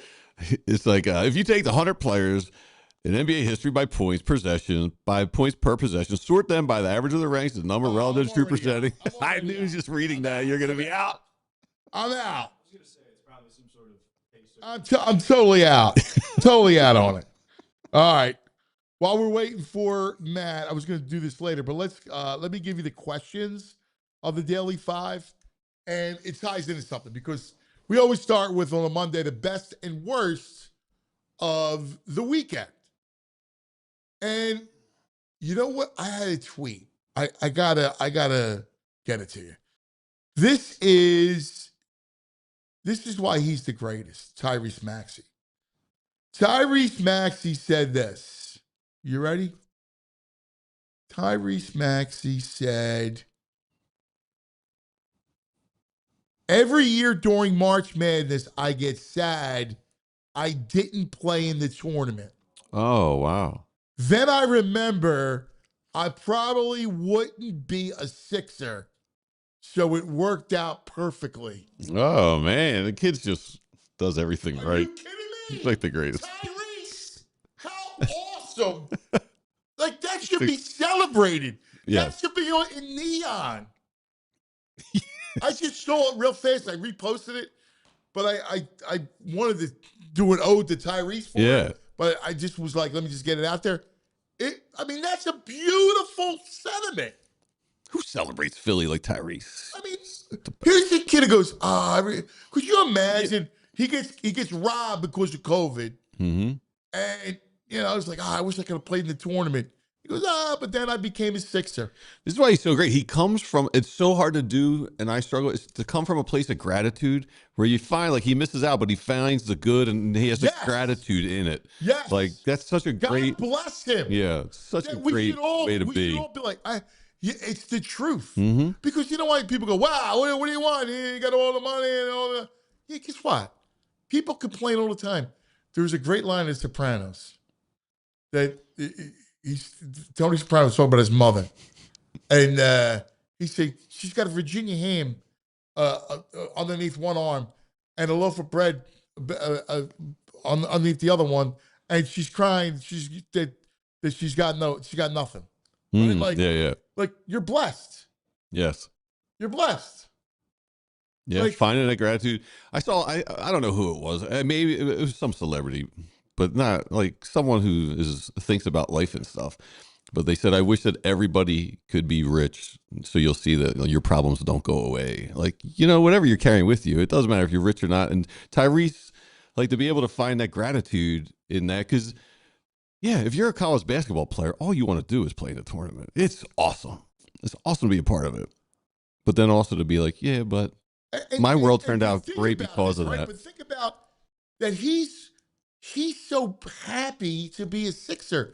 When you go, and we think the team's cursed, right? And he's happy to be here. He feels we want to bloat it, get rid of him. Yes.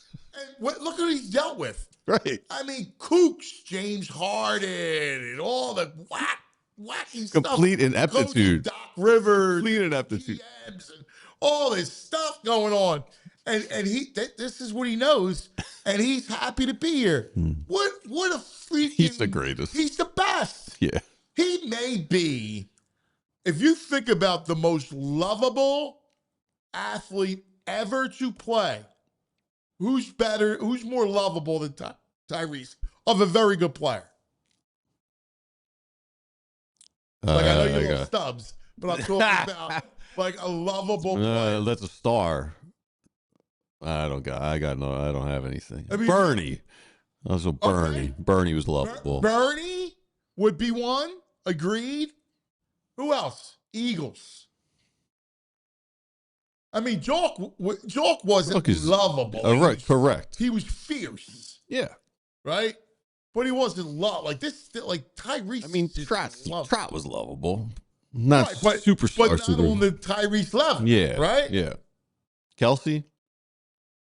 Yeah, but in a different way. Like, I'll put Jason up there because he's BG. Oh, BG, yeah. Yeah. BG's that way. But like Tyrese was great.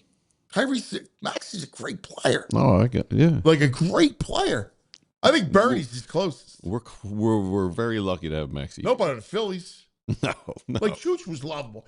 Chooch has Tyrese's lovability. Yeah, but he's still, good. He's a nice player. Yeah. But not on that level. No. I mean, even BG's a stud, but he's he's not on his level. He's not going for MVP candidate. Right. Yeah. I mean, league MVP. Right. That's reserve, position and everything else. This is like the ultimate. Yeah, definitely not Carlton and Schmidt. No. Not at all. No. Yeah, he's one of a kind almost. I mean, I think about Philly that. treasure. All right. So if I said best of the weekend, that was my best thing I found. Yeah, that's a great one. It's going to be hard to come up with that. I love the tweet. I was completely in on it, the whole thing. My best, though, was probably the tournament. Just I got the sheer enjoyment out of the tournament, and my own little, I got to be outside, even though we got smashed. Yeah. My best is 3 a.m. Saturday night, Sunday morning. Get home, a little hungry. 3 a.m., dude. Eth, when's the last time? Now, how old are you, Ethan? 25. Now, you should be a regular at 3 a.m. When's the last time you? Until 2 on Saturday for the Station Post game. Oh, nice. Oh, there you go. What'd you get? 3:05 delivery. Florida style inside out. Man, that hit. Even the Pegan was like, oh my God, this is awesome. It hit So you got good. inside out at 3 o'clock in the morning? Yeah, from Oregon Steaks. It was so good, man. Wow. And nothing hit nothing. I mean, you can only do it like 3 times a year. It's so decadent. But man, it hit. Did you get 2? Yeah, it's ridiculous. You can only you can't eat just one. Well, I can't share one. That's for sure. I got to have my own. And then the Peg will leave a little leftovers on hers. Like she would go half. You go half with her. 1.5 is the perfect. Dude. 1.5's always great. I don't know how they get the grease and the cheese and the sauce. It just mixes perfect. Well, that's the thing. It's unbelievable. The perfect amount of sauce. If you haven't had an inside out, Chad. Because people are like, I've had the Panzerotti. Like, it's just different. I don't know why it's different. You know why it's different, dude? For a couple reasons. One, I've had these other Panzerottis. They're flatter. This thing's like puffed up. No, that's a good assessment. And they have the little bubbles on the outside. The bubbles are ridiculous. Right. And it must be the cheese sauce. Yeah, it's the perfect ratio. Yeah. Is tremendous. Unbelievable. It's the best. It really is it's the greatest. If you think it's good at like 6 o'clock at 3 a.m., you're like, oh, how can I get something this good at 3 a.m.? This is amazing. Dude, if you're eating that at 3 a.m., yeah, by 5, you're dying for water. Oh, I'm hydrating. I got my liquid IV. I'm pounding some water and hydration. Yeah, you're drinking and you ate and you went with that? Yeah. It's the greatest way to finish the night. That is awesome. What was your worst of the weekend? It's the first time it's ever happened. I'm sorry. Yeah. Ethan, your best of the weekend was? Sorry. I'm kind of wired if I'm getting mad at Oh, is he up? Is he there? Do what you got to do. Yeah, my worst is the first time this has ever happened to me. I go to my spot on Thursday. We watch the games, volume's up, all the TVs are going. Someone played the jukebox and like cut the volume out and put music on. And it just killed the momentum. And it was a Grateful Dead song. They're not my thing. I know people like them. But once that happens, the Dead are like a cult. Now the door's open. Now we got 3 Grateful Dead songs in a row. While the rest of the bar is enjoying the volume on the TV. That's a violation. It was the worst of my week. That's a violation. Yeah. You cannot have that. No music during the tournament. Wait. I want to hear the sneakers squeak. Yeah, the crowd. I want to hear it all. Yeah, and when you got everyone's watching and you come in and do that. I want to hear Spiro. Yes. I want to. The Raft. I want to hear the sneakers squeak. I don't want to hear Dead. Who was the crowd this weekend? I don't know what team it was that had a player who from the Balkans. He made a J. He slammed it. You just hear Rafter. He go, "Get me to the Balkans." He's the greatest, man.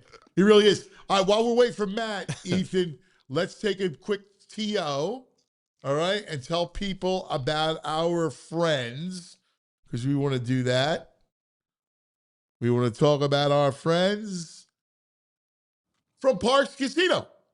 Yes, we had an amazing time there. Watch parties. We had so much fun. If there's a big sporting event, you've got to get to Parks Casino, the sports book. It's so much fun. I mean, we were there all weekend long. It was a blast. So check it out. Parks Casino, my casino of choice.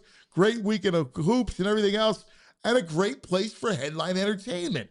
Here's what's happening. Tickets available. Marcelo Hernandez from SNL on July 12th. How about April 3rd coming up? Cheap Trick. April 18th, Melissa Etheridge. May 14th, The Wallflowers. How about the Long Island Medium on June 6th? The Dice Man. coming. Hey. May 16th. Look at it. We got it all. The Long Island meeting. That's your cousin? Yeah, Tyrese. August 29th, Australian Pig Floyd. November 13th, Grand Funk Railroad. ParksCasino.com to buy tickets for all shows. Parks Casino. Got to be 21. Gambling problem, please call 1-800-GAMBLER. For the past 30 years, Golden Nugget Jewelers has operated out of the very same location in the heart of Philadelphia. Customers from across Pennsylvania, New Jersey, even Baltimore, New York City have come to Golden Nugget Jewelers to find that perfect engagement ring, wedding band, or gift. Their staff is highly trained and dedicated to providing a personalized experience. I've gone there a couple of times. I had to replace a diamond in a ring. I had to get a necklace. They're not pushy. The staff is super informative. It's just a great shopping experience. They have a vast selection of engagement rings and wedding bands, along with high-end watches, fashion jewelry, sparkling diamond necklaces, bracelets, earrings, and everything else you could think of. You receive a final cleaning and written appraisal with every engagement ring purchase. And Golden Nugget Jewelers, they're family-owned. They've been operating since 1987, right there on Chestnut Street at 8th in downtown Philadelphia. You deserve an expert, and you deserve the best price. Golden Nugget Jeweler, where Philly gets engaged. Visit goldennuggetjewelry.com to learn more and get that special gift. Always lead back to football on the show. Of course they do. You know that. Listen, I love the tournament. Tournament opening days here. Unbelievable. But all roads always lead back to football. Of course. I can never stray far. So my main man, he was at one of the great games over the weekend to root on his Huskers. That's right. We go to the great Matt Rhule on the Comcast Business Hotline. Look, you look great with that beard. What's going on, man? What's up, my brother? It's good to talk to you, man. You got the hoodie, short sleeve hoodie, man. Yeah. We got spring practice. We got practice tonight. Yeah, we just this is our last week. We have our spring game on Saturday, so we just came off a week of spring break. So I got to shake the Miami or wherever they all went to the Bahamas out of everyone's system today. So it'll be a fun night. That's awesome. Hey, you had the great line. I go, how was it? You were there, right? He goes, you were like, yeah, I was there. You said it was like an Eagles game. Saturday night, baby. Huskers, go Big Red. Yeah, I went down on Thursday and watched the first round game, and it was absolutely electric. And then came back on Saturday, and the team plays with so much heart, and we have the greatest fan base in all of college sports, and I meant it. I mean, to go on the road to OKC, I was talking to some guys there that live in town, and they had like a suite there, a little local company, and they said it sounded like the finals, the NBA finals, the way our crowd took over, and then the way our guys played. It was nuts because through the television, you could hear the Big Red chants. It was wild. They had Go Big Red chants going in the Texas A&M game right beforehand, Texas A&M Houston. I mean, it just, to have never won an NCAA tournament game and to do that on Thursday and the emotion, and then on Saturday to come back and play as well as we played, and then just down the stretch, man, what a great basketball game. One of the reasons why I love you is you're a great sportsman. Like, you obviously football, but you love baseball, you love hoops, you love hockey, like everything about you. You're a sports fan, and so what's it like for you to be in that environment? It's exactly what you just said, man. I think sports are really what many of us live, and especially when you go somewhere where people are so passionate about their team. I mean, I meant what I said. Like I flew into Philly for the playoff game against the Niners. Unfortunately, it didn't go our way. But when we were at the bowl game, we went and saw the Raiders play the Giants. We took the team to it, and like there's people walking around with 49ers jerseys, Broncos jerseys. I was like, that guy over there, right there, he wouldn't make it out. He wouldn't make it out of the stadium. He wouldn't get to the beer line in Philly without having to fight his way. And it's just, it's not like that many places, but it's like that in Philly. It's like that here in Nebraska. And so I love going to watch those guys compete. And the cool thing for me, cuz, is we see Rink Mast lay the ball in. You see Brandon Frey. I see those guys every day at lunch. I saw Rink Mast spend a year coming off of a knee. I see Sam Hoiberg start as a walk-on and leave an all Big Ten caliber player. So you get to see them, for all this, these 3-4 years, however long they're here, and to watch them go out and do what they did, man, and just to be a small part of it as a fan was really, really cool. How about the heart on that kid, right? Like, I mean, that size, he's in on every loose ball. He's boxing out. Like, the kid is, I don't know, how tall is he, 5'10"? I mean, it's unbelievable. First of all, I've tried many times to get him to come out. I'm like, bro, you'd be the greatest slot receiver of all time. I'm like, I'll make you Wes Welker. Just come. He played, Sam played football at one point.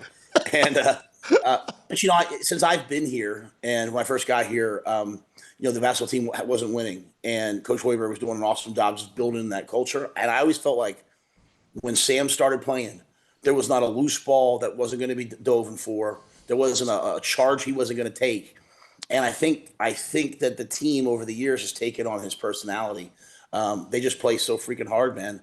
And I just love to be around it. Like we love sports, but what we truly love is we love when we pay our money to go watch someone play and they play as hard as Sam Hoiberg plays. And so, I was excited to be there. We have practice this Thursday, and they're like, "What are we gonna do about practice?" I was like, "We can cancel it for all I care, man." Iowa, Sweet 16 against Iowa. What are we talking about, bro? So by the way, you as a Big Tenner, you gotta love the fact that the Big Ten's showing out in this tournament. They sure are, man. I mean, you think about the region, the region that we're in. Illinois is going to play, Iowa's going to play, and we're going to play. But I've had a chance to watch. There's been good basketball all year long, man. Seeing Michigan State, Michigan, the Big Ten is doing this thing in basketball. It really is. It's a lot of fun. And real quick, back to Hoiberg, because there's a ton of pressure when you're the son of the coach. That sort of pressure, oof. And there's that innate thing of, hey, I don't care what level it is, this ain't daddy ball. That's right. There was times last year I was like, man, I wish Sam would play a little bit more. I was like, I wonder what that dinner table's like, And if you meet the Hoiberg family, Sam's brother Charlie was working with them, sister, but Mom Carol, she's the best. She's unbelievable. And so, they're watching. She sits in the stands for the game in the games, and I'm like, what a cool atmosphere. And they win the game on Sam hits the put back, and they win the game on Sam and Charlie's birthday. Man, I'm like, this is like a storybook. If you made a movie, if they brought you that script, because you'd be like, no, this is too corny, guys. This is not real. Yes, it's so great. It's unbelievable. I love the fact that you work like you're very supportive of the other sports. Like, you're there front and center, and, volleyball, you're there for volleyball team when they're setting all kinds of attendance records. Like, that's pretty cool. There's not a lot of guys, there's some football coaches view it like, like we're the end all and that's it. And you're so inclusive with that stuff. Well, I think part of it is part of it's just the job, like you want to support everybody, but then you fall, like I said, you fall in love with the place, you fall in love with the people, you fall in love with the fans. And our women's team, we've made it to the NCAA tournament for the last 5 years. They lost a heartbreaker to Baylor the other day, and I picked up Leona from school. We ran to there's a little pitch restaurant by her and put the game on my phone and watched the last 5 minutes of the game. Like I said, man, you get to know these players, you fall in love with them. And we're also really good, by the way. We finished, third in the nation in wrestling. We finished, we make the tournament in men's and women's basketball. We have the greatest softball player in the world in Jordy Ball. So, I'm gonna go watch her play. I wanna go watch the best of the best, go out and do what they do. And it's been a lot of fun going along for this ride. That's awesome. This is the Ritas Water Ice recap of the tournament, recapping the tournament with our man Matt Rhule, that's right, who was in attendance in Oklahoma City to watch his Huskers win. I know I got to send some water ice out, some Ritas.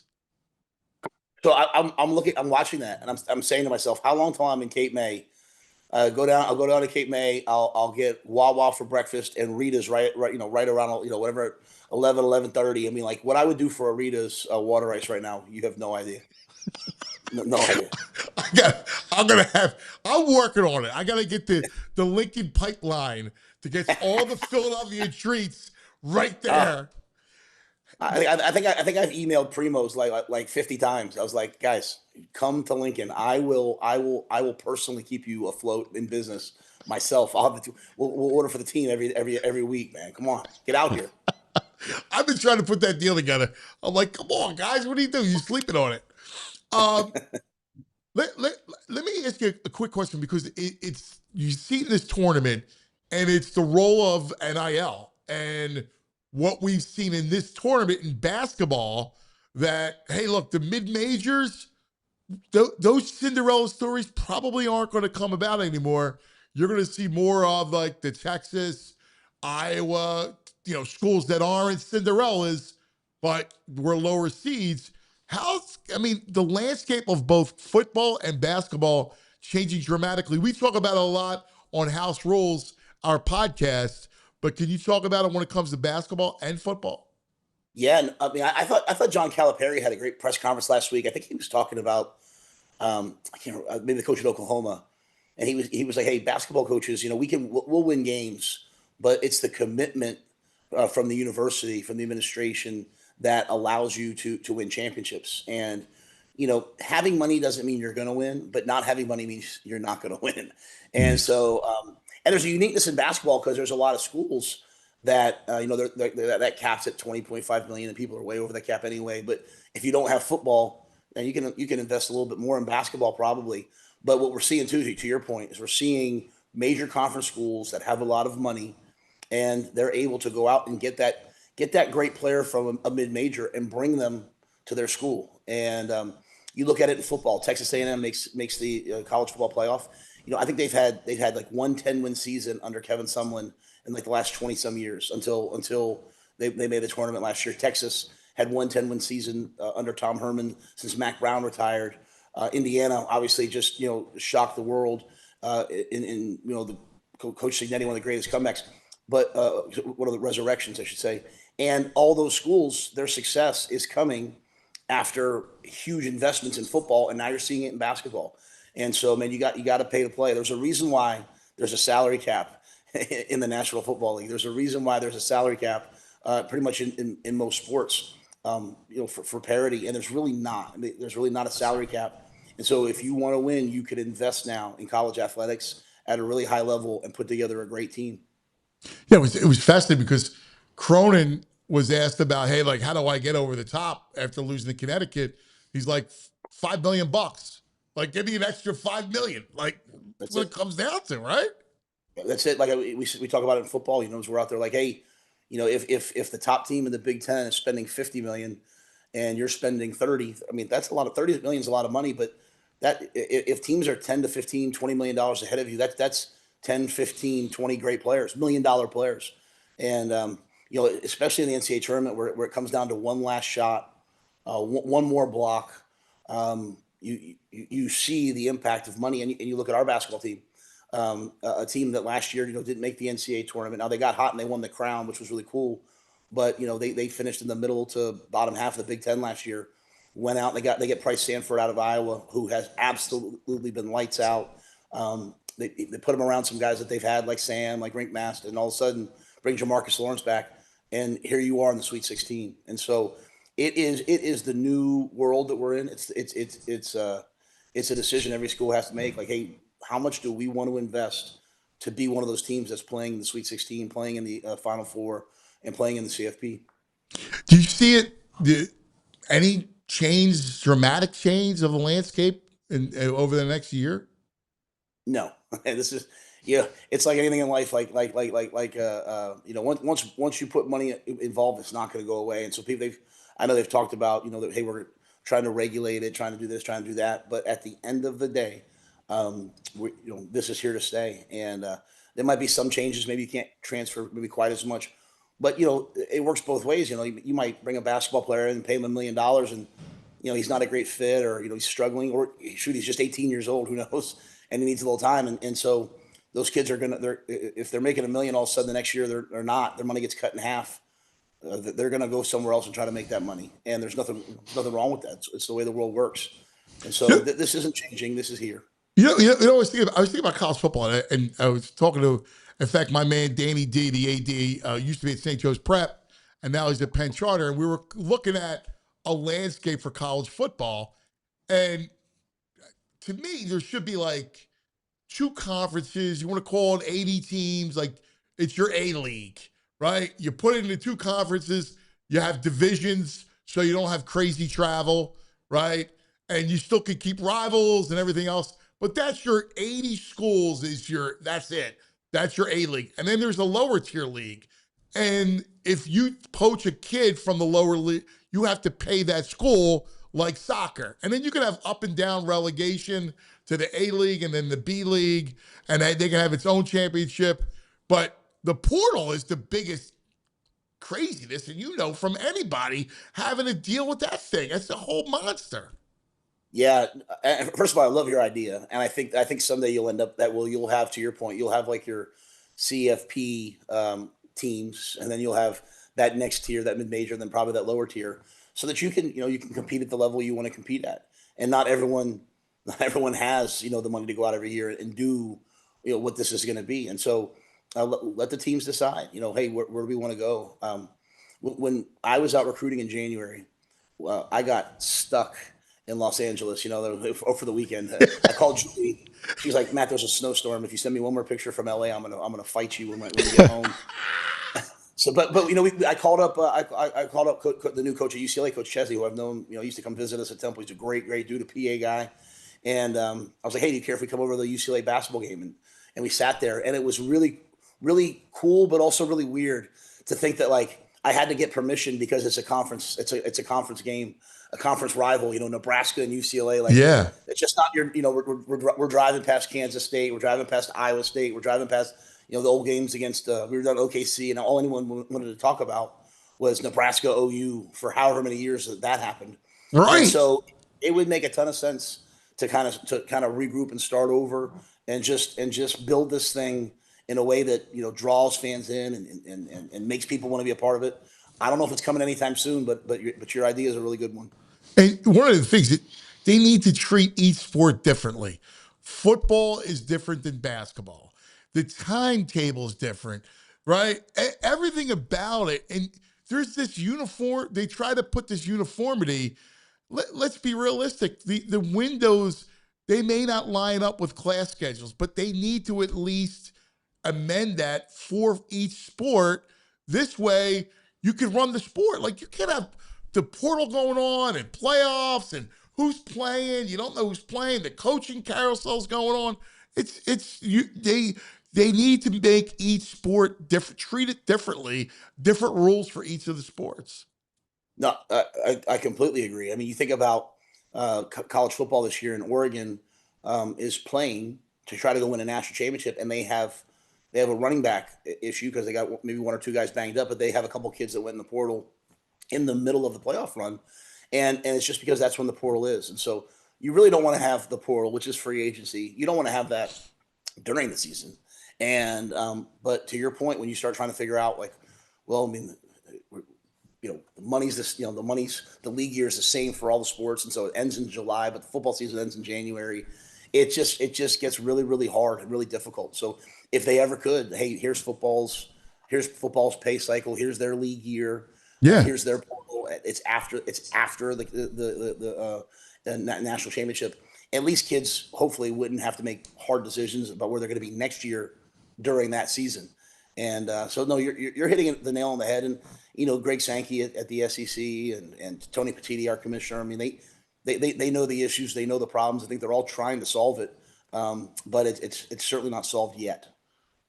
On the other note, listen, it shows what kind of guy you are, how loyal you are, that during this season you could have went anywhere. I know a lot of people, this is a lot of Penn Staters here. They were rooting for you to come and the whole thing, and you showed your loyalty to Nebraska. I know how hard was it to rebuff Penn State? Because there's a lot of Penn Staters here. Well, first of all, Penn State hired a great coach in Matt Campbell. I mean, he did it what he did at Iowa State, I think we all kind of got used to Iowa State winning, 8, 9, 10 games, a year and being a great team. I think we kind of got used to that. But you think about where Iowa State was before Matt Campbell got there, and it was not a great job. So he's done a great job, and he'll do a great job at Penn State. And Penn State's built to win. You see what they do in wrestling. You see what they do in volleyball. What they've done in football, hockey. I mean, they put a game on in the stadium. I think the biggest thing for me is we came here to get a job done, and we haven't gotten it done yet. Nebraska is a blue blood. Nebraska should be competing at the highest levels at every sport, and so you just know from our relationship. Julie and I love it here. I love the people in the state of Nebraska. I love living here until they put, like I said, until they put a college football team in Cape May, New Jersey. I don't want to live anywhere else. And so we love it here. We're doubling down and trying to make this thing what it should be. I love that. I just want to be the GM when we have that university. Deal done. Let's go Stockton, brother. When do we start up house rules? Well, I'm ready to go anytime, man. I mean, what if think about we have college sports going on right now. We have NBA playoffs coming up, hockey playoffs coming up. We're missing golden opportunities here. We have the NFL draft. I mean, I love nothing more than the NFL draft. Let's start it. Let's start it back up. All right. I'm going to text them today. Danny, I'm texting Dan today. All right. You'll get it moving. Brother, we love you, man. You're the best. Care package on the way. Give my love to Julie and the kids. I will. Appreciate you, brother. That Rhule, the best. He's the best. He's a good dude. He's a good dude. He's the kind of guy you just want to hang out with. Yes. You know what I mean? That's exactly hang it. out, drink some. All right, let's take a quick TO. We'll come right back. And the Daily 5 is among us. Hey, let's talk about Ashley Furniture. I love Ashley Furniture. Now's your chance to transform your home for 2026 with great offers on your favorite looks at Ashley's New Year sale. Discover hot buys for every room in your house starting at just $299, and you can ring in the new year with new styles today and pay over time with 60 months special financing on in-store purchases. Don't miss out. Shop the season's must-have looks at Ashley's New Year's sale because we just love Ashley Furniture. We're from Philadelphia. We know that pests don't knock. They just show up. Human or the kind that you really skeeve, the roaches and rats. And that's why we got to go to Evans Pest Control. Evans, you want trustworthy pest control company? I give you Evans Pest Control. They're not some giant national chain. They're family-owned, community-focused pest control company right here in the Philadelphia area. They've been earning the trust of our neighborhoods for years. All right, Evans Pest Control uses state-of-the-art equipment, safe and effective treatment options. Their techs go through continuous training, so they're equipped to handle anything. Rodents, insects, termites, even bed bugs. They've offered priority services and consultations, which is huge when you have a problem with pests. We don't like pests. We skeeve them. We know it here at PHLY. My house, I don't trust it just to anybody. Visit evanspestmgmt.com. That's evanspestmgmt.com. Evans Pest Control. Hey, let's talk about Ashley Furniture. I love Ashley Furniture. Now's your chance to transform your home for 2026 with great offers on your favorite looks at Ashley's New Year sale. Discover hot buys for every room in your house starting at just $299, and you can ring in the new year with new styles today and pay over time with 60 months special financing on in-store purchases. Don't miss out. Shop the season's must-have looks at Ashley's New Year's sale because we just love Ashley Furniture. All right, welcome back.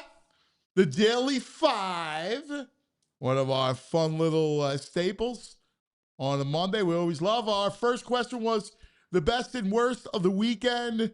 My best was the Tyrese Maxey tweet. Your best was 3 a.m. Florida inside out. Florida style. You got Ethan. I got to get you one. They're tremendous. The worst was someone playing a jukebox, interrupting the sound with the game on with a jukebox. Terrible. Yeah, terrible. The worst for me was my team's performance. All right. How about you, Ethan? What was your best and worst?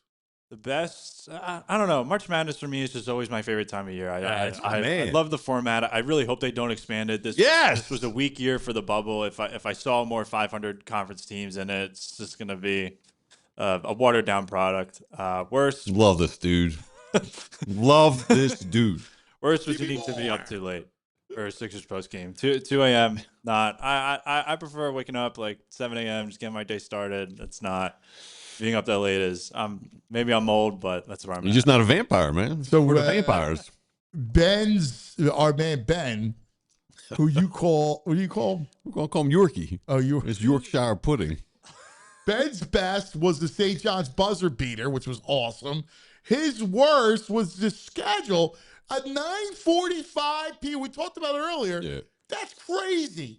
Have a 9:50 start on the East Coast. We had a 10:40 start Friday night. Yeah, that's ludicrous. Insane. Question number 2. Off of Sidney Brown, the role player whose departure we celebrated. I mean, Tobias Harris.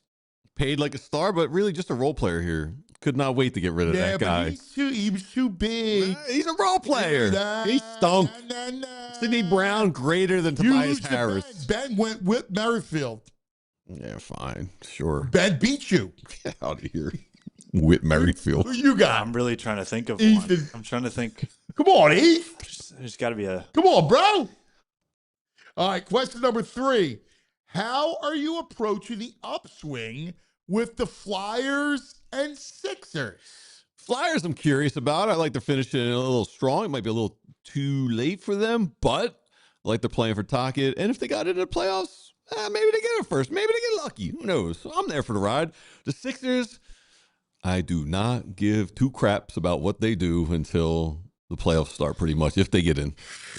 I hear you. I can't bring myself to watch the squad. I'm kind of the same way, right? Where, I mean, I can't do it. I want to see Paul George's face. Yeah. Like seriously, he's been an unmitigated disaster. This feels like an 80-game suspension. First, he was playoff. I mean, PP, right?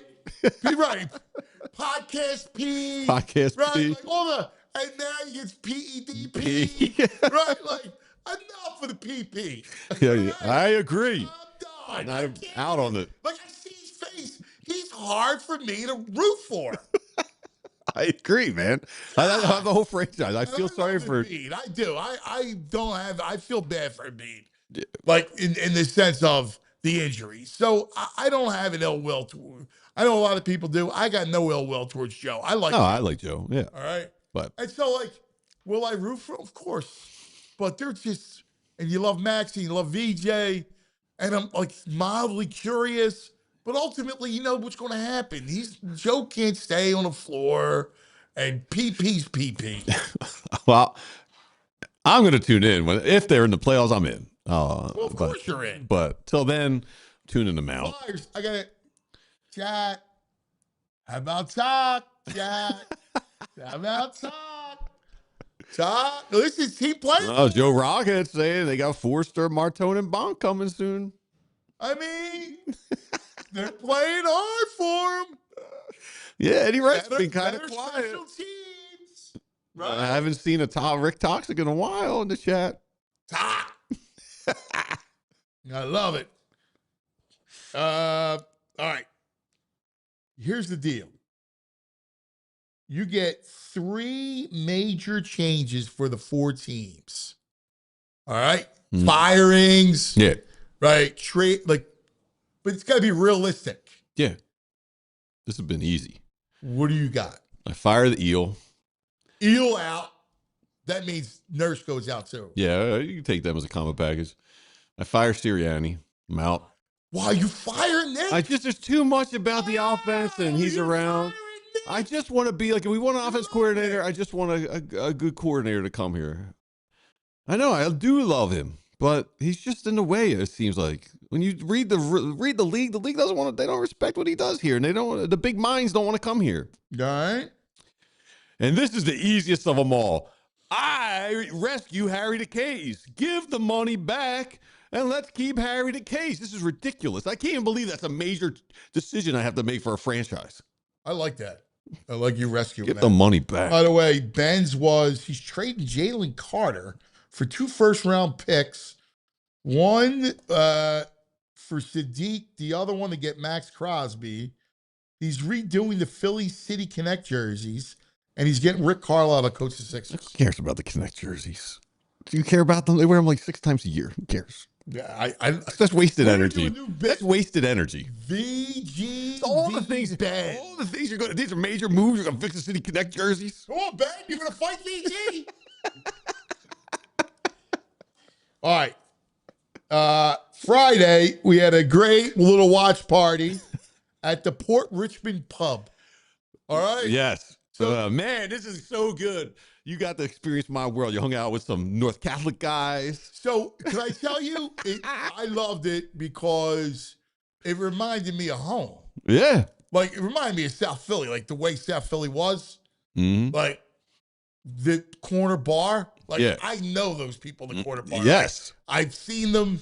I've been around them. I love them. Yes. They're great people. Like, I just saw those dudes. Like, Danny D's friends are awesome. And it was a fun watch party that we had. Yes. And I loved it. So off of that, what makes a great little bar? I mean, you had your bar. Yeah. What makes a great local Philadelphia bar? Well, I mean, first and foremost, you got to have the right people coming in. That makes the bar, the people that show up there. And part of what draws those people. I thought you were saying he's a bartender. Oh, he's a good bartender. Like draw those people. Yes. Shout out to Larry, a big yo to Larry from the Palladium. Yeah. Oh, yeah. Nice. Larry always had. Larry was a great. Yes. Larry give you the trivia question. Walk in. They go hand in hand. You need good people at the bar, and good bartenders draw good people. I don't care. The decor, Ben likes the decor. Yeah, the greatest decor in the world is the bartender stinks and the people stink. Another shot at Ben. Another shot. Ben taking shrapnel. I'm trying to get him to come in here. Ben's taking all the shrapnel. Yo, Ben. He's in a meeting. He's killing you, Ben. Killing you. He wants to come in so bad. All right. Yeah, Joe. I like very dimly lit caskets at the bar. Yeah, that's to be you.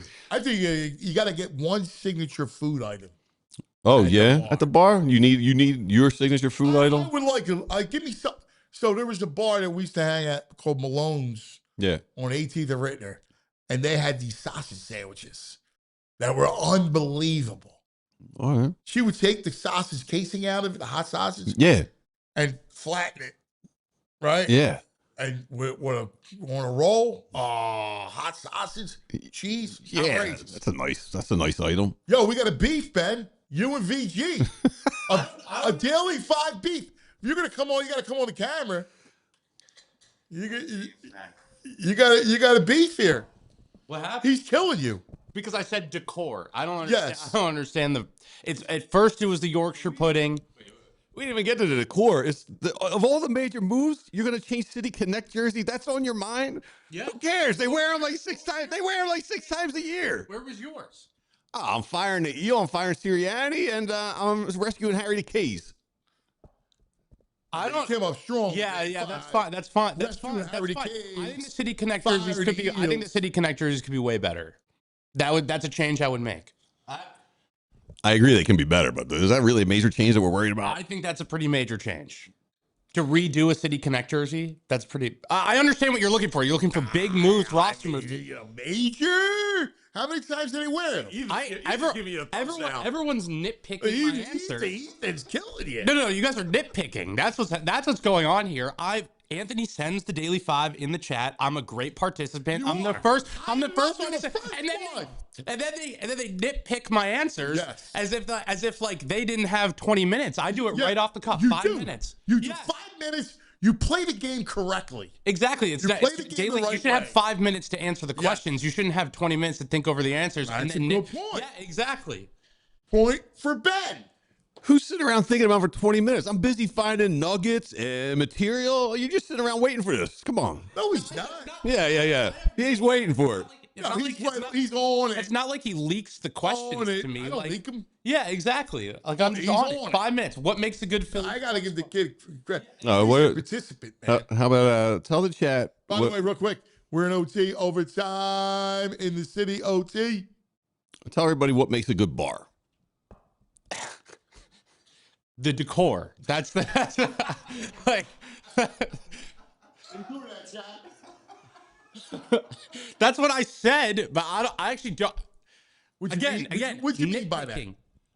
He likes the sconces. He wants some good sconces. Let me elaborate. At least give me a shot. You could get a Miller Lite at any bar in the world, and it's going to taste roughly the same. If you're going to get it on draft, you're going to get it, whatever. You walk into the bar, the ambiance is a factor. Like, what are you looking for? I'm looking for what's on the walls. You said Philly Sports Bar. That was the correct Philadelphia thing. Like you're bar. You're gonna want just a sports bar. Philadelphia bar. If you want a Philadelphia, so not just a sports bar. Well, I didn't read the question. I didn't read the question. No, sports is a huge part of the motif. So yes, the lighting has to be correct. What's on the walls. You want good decoration, so it creates an ambiance, right? Like you want Eagles. Yeah, I want daily news and Inquirers. Yes, like I want like the newspaper maybe from the jersey. Yes, exactly, a signed jersey. That stuff goes a long way. Tchotchkes. If you walked into a bar and it's like nothing on the walls, you would notice. You would. I don't care what's on the walls. There could be strawberry shortcake bed sheets on the walls. I don't care. If the bartenders are good and the people are good, that's all I need. That's all I need. Then why go to a bar in the first place? Because I want to be around good people and good bartenders. I need my third space. I think that I'm going to stand by my answer. I do think some nitpicking is going on, though. Okay, come out strong. Yorkshire pudding guy says decor. I like decor. A good bar has to have nice decor. You guys asked me on the show. I didn't ask to come on. I mean, this is going to be a daily beef. Daily? Well, we do the daily 5. So when we do the daily 5, you guys are going head to head. If there's beef, let's raise the stakes of the PGA Primer then. Like, if that's how we're going to do with our golf picks. Like, yeah, like there's got to be something more on the line. Like, he knows his golf, don't he? Yeah, exactly. Very confident about his golf picks. Yeah. Very confident. Well, you're going to help the chat make money. Yeah, exactly. Yeah, right? I'm up. So you're going to you're going to help the chat. The daily grind will be the daily when it comes to golf. Brain does the baseball. You will do the golf. Okay. A Caddyshack says you need sticky floors, holes in the seats, and a musky smell. That's stale beer smell. Yeah. That's ambiance. Yeah. That's ambiance. I stand by. Yeah. You did not say ambiance. You said decor. You get my answer. You go, come on the show. Come on the show. VG gives me the head nod. Come in here so I can bully you. Like, that's exactly what's happening. No bullying going on. Just so you know, decor. You can't let a plant guy bully you. All right? I mean, you can't let, he's a Brussels sprout. It's not like everyone loved your menu. Yeah. Like, you don't even know what Yorkshire pudding is. True. I'm proud of that. Yeah, but you gotta attack his. Come on. I don't want to know that. You don't. It's a respect thing. You got to attack the tofu. You're going to attack his menu. You can't go. This is bullying. This is bullying. Like, that's what's happening. Oh, my God. This is bullying, he said. Yeah, I'm looking at Fangraphs have their projections for this season, MLB standings. They got the Phillies in third with 88 wins. What? 88 and 74. They got the Mets and Braves tied at 90 and 72. And I don't know if you saw this. Spencer Strider now starting the season on the IL with an oblique. I saw it. Yeah, they're banged up, the Braves. I don't get that. Fangraphs. No. Weak. Again, it goes back to the tricky these stats, these number guys. Just take the game. Listen, all that stuff's important, but like, you got to take it for a grain. You take it with a grain of salt. Like, it's just another tool. The numbers. Yes. They treat it like a religion. You gonna look at this rotation right now and say 88 wins. Nah, they're 90 plus. What's the over under win total? I think it was 92 and a half, I thought. Oh, yeah. I thought it was 91. Whatever. Yeah. It's, to me, it's an over. Like I think their pitching is that good. And the bullpen, yes. I say their pitching, starting rotation and their bullpen is that good. Yes. I'm trying to pull up the so they should win 90-plus games. Yeah, as much as they give Dombrowski a hard time, he's put together, that team's going to win 90-plus games again. Futures, Phillies. Bet Parks we're at. Win total is 89.5. Dude, 90. Give me 90. 90? Juice is on the under. 90 and 72? This team with this pitching. What? Is it going to go 90 and 72? That's ridiculous. Come on down. Did I click on the Phillies? Double check. Yeah, because I saw 89.5 somewhere. Yeah, 89.5. Yeah, that's a team. And Brand was hammer out there. Yeah, hammer that over. Minus 125 on the under. Pitching, they're going to win. Again, they have to win 90 games. I agree. I'm thinking 92, 94. Yeah. Yeah. All right, those are all the nugs. Well, that was it, right? What would we change? What makes a good bar? No, you're a nugs. Oh, nugs. Oh, yeah. Hold on. Let me pull it up. Give me your nugs. VG's nugs. Here we go. I got a record of head coaches suits versus non-suits. Oh, that's awesome. Wow. Where did you find this? Someone tallied it up. Suits 11-8 against non-suits. So suits are up 11-8. Yes, in the tournament against non-suited coaches. Patino's a suit. Yeah. Right? Yeah. Hurley wears the suit with no tie, but it counts as the suit. That can't because of the jacket? Yeah, he's got the jersey. He's got the collared shirt. Okay. Without the tie. If you're going to go suit, suit means tie. I'm going to take a win away from the suits. You are? Yes. Oh, man. It's a neutral. It's a neutral. Because you could just go jacket with your shirt open. Yes.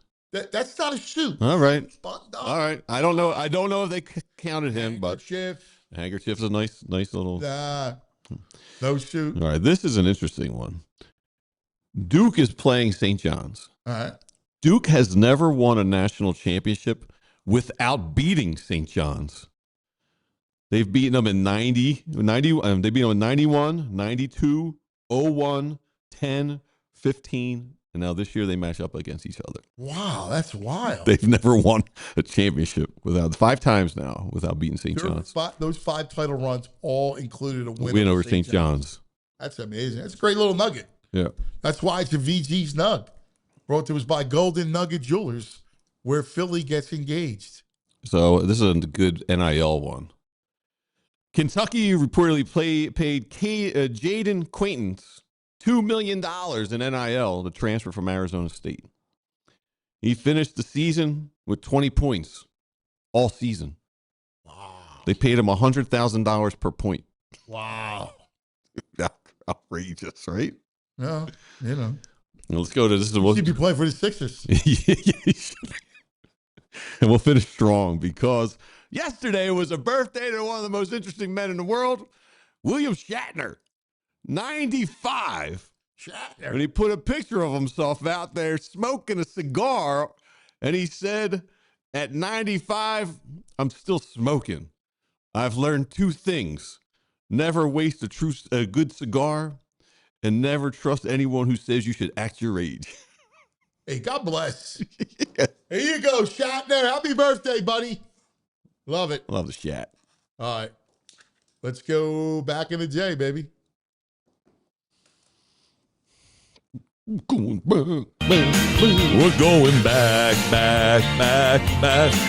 We're going back, back, back, back. We're going back, back, back, back. Back in the day with True Mark. Oh, yeah. We're going to take a picture of 22 years and 1 day ago, March 22nd, 2004. It's the day we all remember. It's the day the vet came down. There's a picture of the vet getting imploded. Oh, my God. It looks like ancient. Why is that in black and white? I don't think it's black and white. There's like a little red towards the bottom. looks like it's black and white. Yeah. You know, I broadcasted that. I did play-by-play. Of that? Yeah. On the air, on WIP back in the day? Really? I was on WIP. We had a special broadcast. In fact, I had a bottle of champagne. We poured one out for the vet. Nice. We did shots, maybe with champagne, tequilas, like Sunday morning. It was a whole Sunday morning. We were on, I was doing a show from, I guess it was the Turf Club. Where was it? Oh, yeah, that would make sense. Where I could see it. And we could see the whole thing come down. I said some words. Is that the one where we did a prayer? Like it was early in the morning. Was that the one where it was a street? Someone miscued it or missed? 2, fire! Come on, bro. Where's the 1? You gotta go to the 1, then you gotta fire. 3, 2, fire. 3, 7, 3, 2, fire! That's so good. Hey, someone mentioned it's National Chip and Dip Day. What's your? I know you're not a dipsman, but you got one dip. What are you using? One dip. Does cheese count? Cheese dip? Like like Whiz? No, like in nacho dip. Yeah. Nacho cheese. Yeah. That's your dip. All right. I would go that. All right. Actually, I go like French onion. I like a good French onion. You're gonna kill me. It's a spread, not a dip. What is it? So the Bruno brothers. Yeah, of course. All right. Mm-hmm. I love it. They have the port wine cheese. Love a good port wine cheese. And they have the Abruzzi. Mm-hmm. The Abruzzes. Yeah. The Abruzzes is like a spicy cheese spread. All right. And I get like these hard pretzels, like these. You can dip the hard pretzel in it? Yeah. So okay. It's I like the burnt pretzel. You know the burnt pretzels? Yeah. The ones that hurt my teeth when I eat them. Yes. But they're burnt. And I like that with the port wine. I bet you the bro likes that. Yeah, I'm sure. Yeah. It's a good item. That's my dip. All right. You down with that? Yeah, I can roll with that. All right. Yeah. All right. Ethan, good job producing. Ethan. All right, everybody, chat. We got to do a party, chat. Yes. Let's pick a day, get the chat in the room. In here? Yes. All right. We'll put up chairs, as many chairs as we can fit. Oh, live in studio? Yes. All right. And then feels like a Friday. Feels like a Friday. Actually, feels like a Friday. Do the show by the front. I would love to. I don't know if the suits let us, but I love it. Here for one day, I overrule the suits. All right. All right. Yeah. No. And then see if the chat. We could get some guys in here. Like I'd like to get like all. Rich McAteer says he's in. No, Eddie Wright will be in. Let's do it. Like we do April. Should we do in April? Weather's nice. Yeah. Then we all go up to the roof. All right. Our roof is spectacular. All right. It's going to review a whole incredible view of the skyline. Mickey Durkin's in as long as the elevator's working. Yeah. Well, that's a crapshoot, though, dude. Yeah. You never know. That you never know.